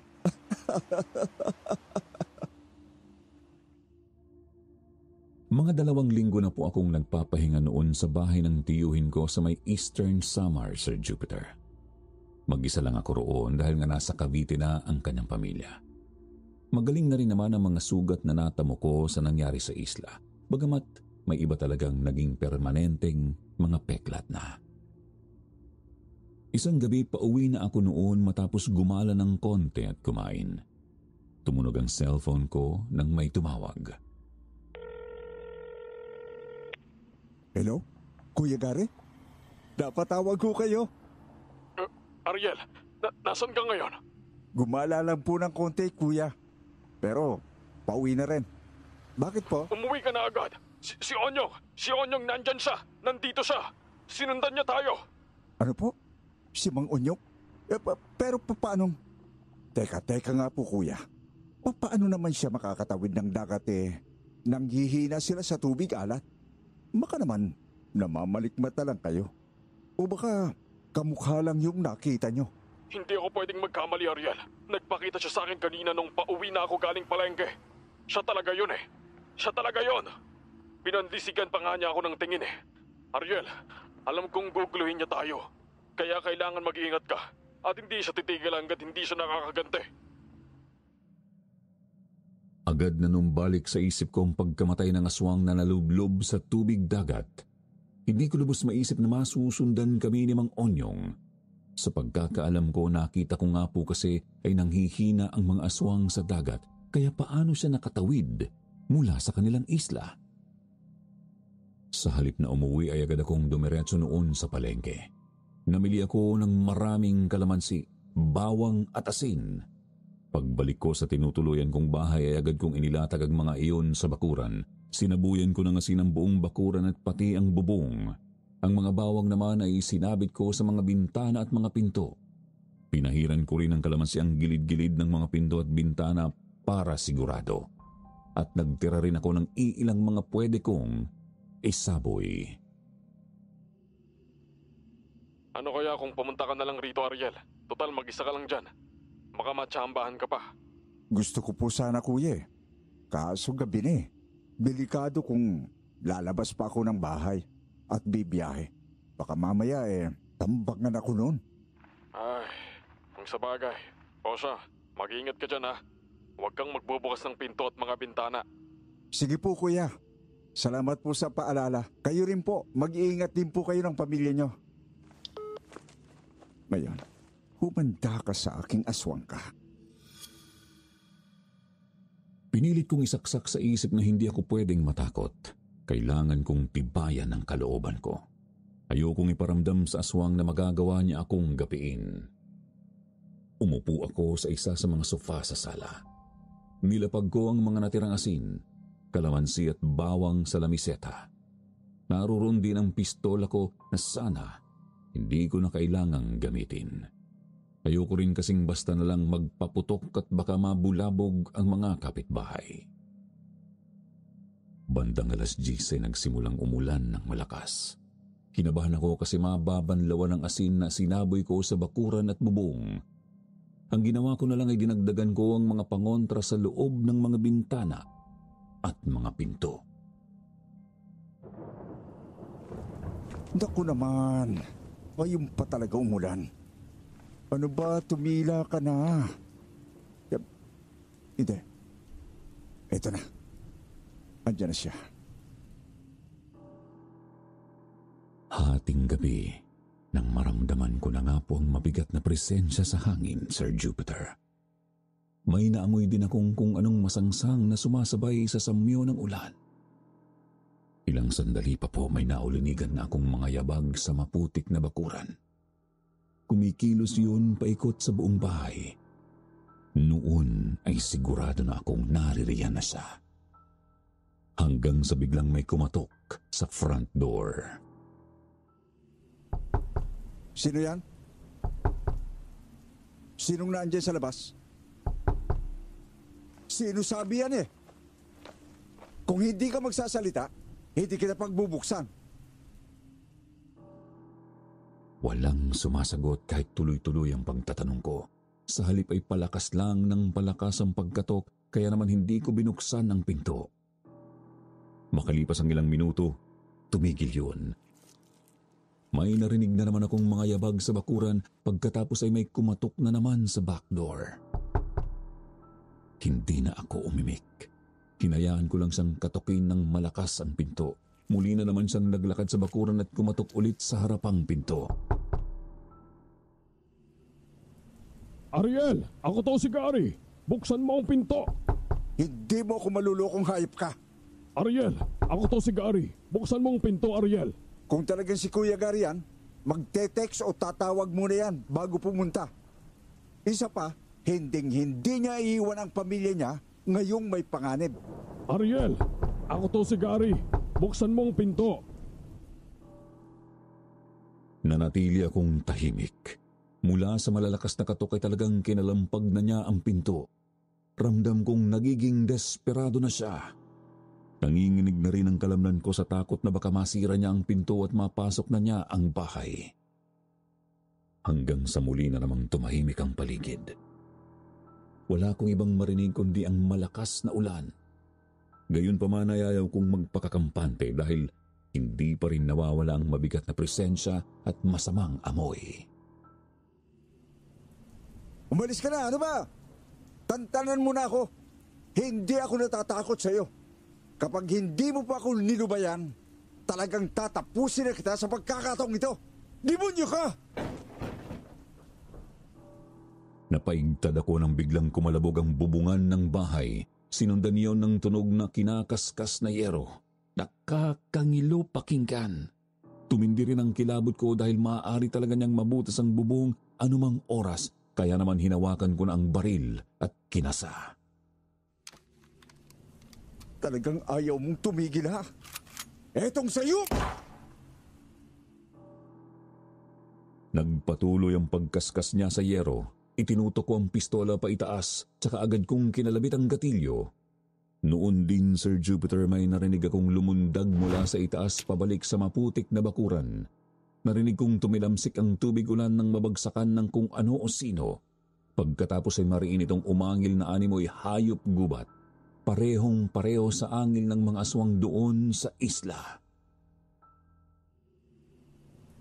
Umalis ka na! Maliban na lang kung gusto mong butasin ko na yung tuluyan, yung bungo mo. Hindi pa tayo tapos. Hindi ako titigil hanggat hindi kayo nagbabayad ng kasama mo. Papatayin ko kayo. Igaganti ko ang anak ko. Mga pangahas, mga hayop. Narinig kong tumakbo palayo si Mang Onyong, Sir Jupiter. Unti-unti na ring naglaho ang mabigat na presensya at ang masangsang na amoy. Hindi nagtagal ay may kumatok na naman sa pinto ng bahay, ngunit sa pagkakataong yun ay nakilala kong yun ang mga tanod ng barangay. Pinagbuksan ko sila. Tinanong nila kung sa bahay ko ba galing ang narinig nilang putok ng baril. Kinumpirma ko naman yun, tsaka agad akong nag-imbento ng kwentong sasabihin. Opo mga kuya. Dito nga po galing yon. May magnanakaw po kasi kanina eh. Ayun, magnanakaw nga po. Nagtatangkang pumasok, kaya nag-warning shot ako. Huwag po kayo mag-alala. Sinigurado ko pong walang tatama ang kapitbahay. Napanatag ako nang sinabi nilang rorondahan nila ang paligid ng bahay. Tinignan din namin ang bakuran at bubong at doon nakita namin ang kakaibang mga bakas ng paa. Paa ng kung anong malaking hayop at hindi ng kung sinong tao lang. Sir Jupiter, tinanong nila ako kung sigurado raw ba talaga akong magnanakaw lang ang nanggulo sa akin. Umiling ako. Sabi ko ay hindi ko naman yon nakita. Basta kinatok lang ang mga pinto, nagpalakad-lakad sa bakuran at umakyat sa bubong. Napakamot na lang ako ng batok nang sila na mismo ang nagsabing, baka aswang ang nanggugulo sa akin. Sabi nung isang tanod, alam mo kasi iho, sa maniwala ka man o sa hindi, totoo ang mga aswang. Nanggugulo sila sa mga tao lalo na sa mga lugar na malalayo sa malalaking syudad. Gaya lang na lang nitong lugar natin. Kaya kung ako sa iyo ha, mag-iingat ka palagi. Baka balikan ka pa nun. Buong gabi ngang nirorondahan ng mga tanod ang paligid ng lugar namin. Partikular doon banda sa kinaroroonan ng bahay na tinutuluyan ko. Yun nga lang ay hindi po talaga ako nakatulog. Natatakot akong baka kapag nahimbing ako, bigla na lang akong mapatay ng halimaw. Hanggang sa sumapit ang 4:00 ng umaga, tumunog ang cellphone ko.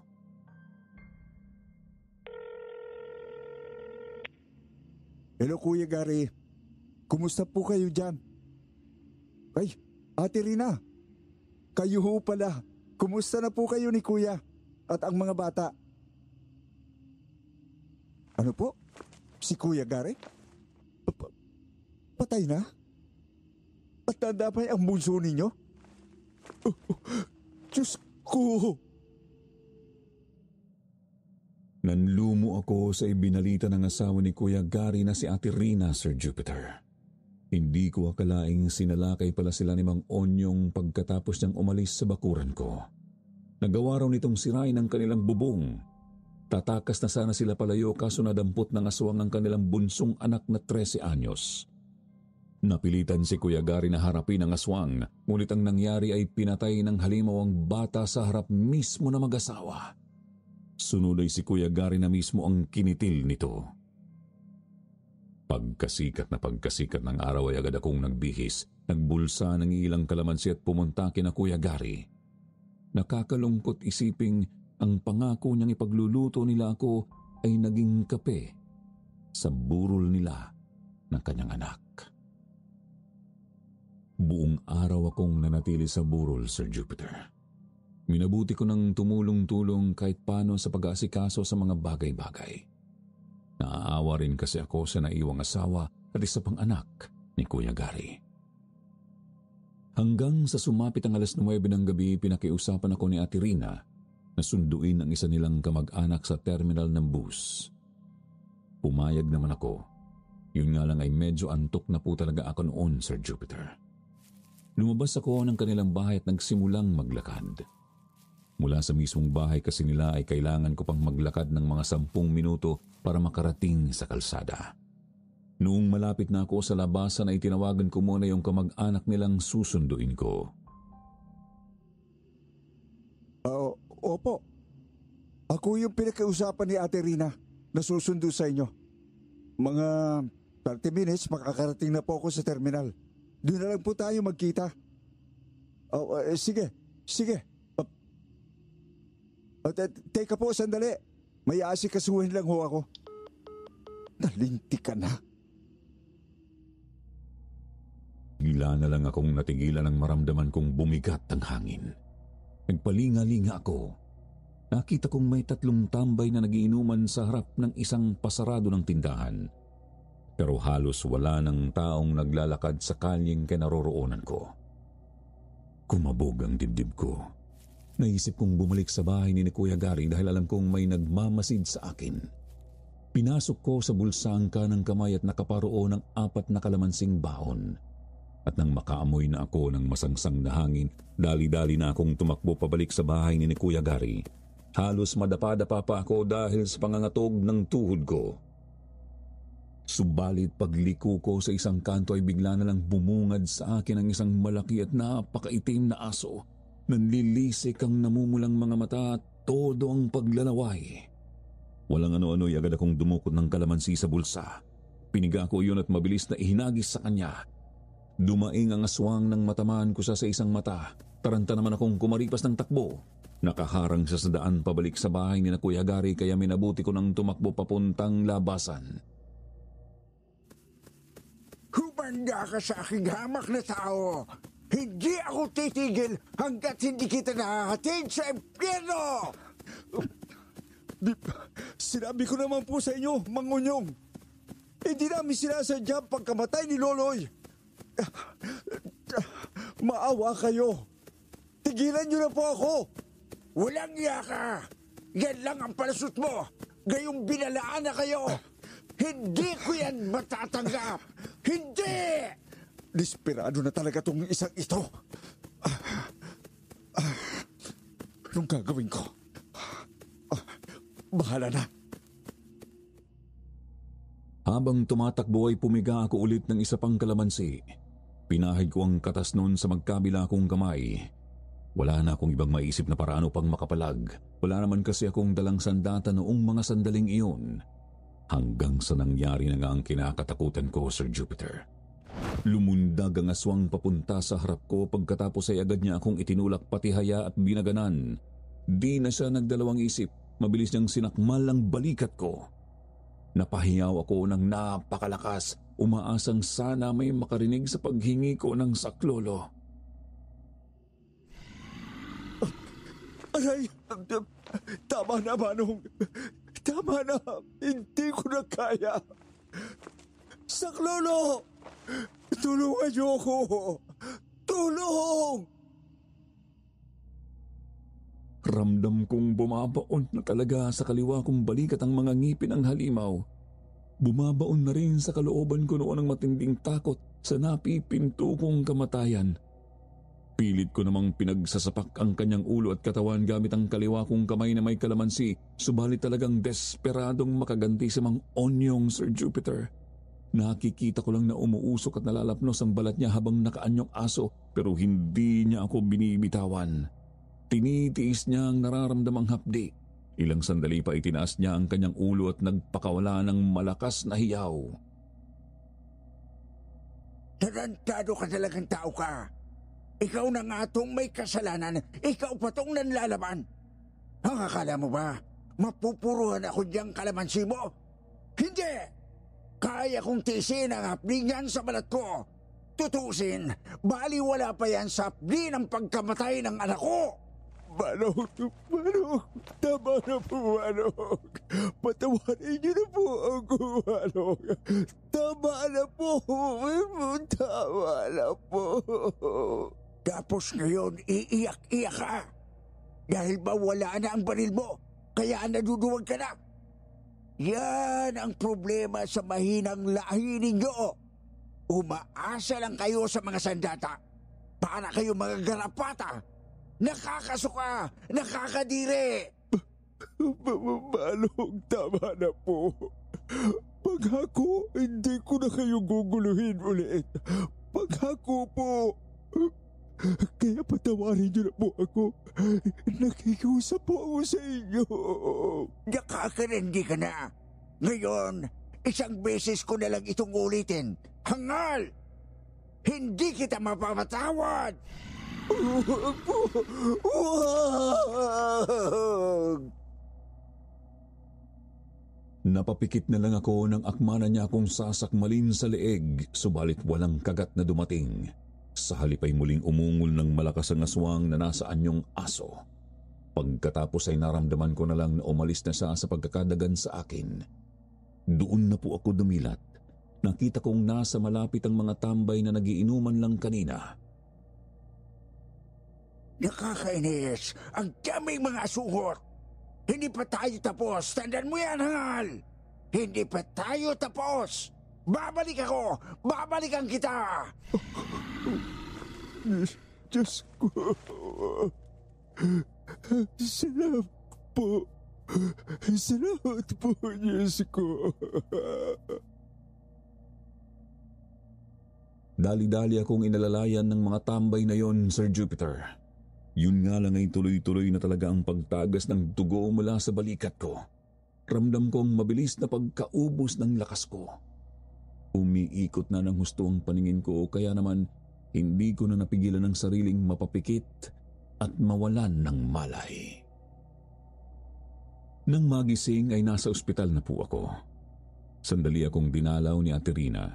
Sinabi niyang dinala ako agad doon ng mga tambay. Abot-abot ang paghingi niya ng tawad sa akin. Nawala nga kasi sa isip niyang pinupuntirya rin ako ni Mang Onyong. Dapat daw ay hindi na niya ako inutusang lumabas noong gabing iyon. Ate, huwag niyo na lang sisihin ang sarili ninyo. Wala po kayong kasalanan. Isa pa, buhay pa naman po ako. Mas mabuti pa po, ituon niyo na lang ang pansin sa pag-aasikaso kina Kuya Gary. Ilang araw din po ako sa ospital noon, Sir Jupiter.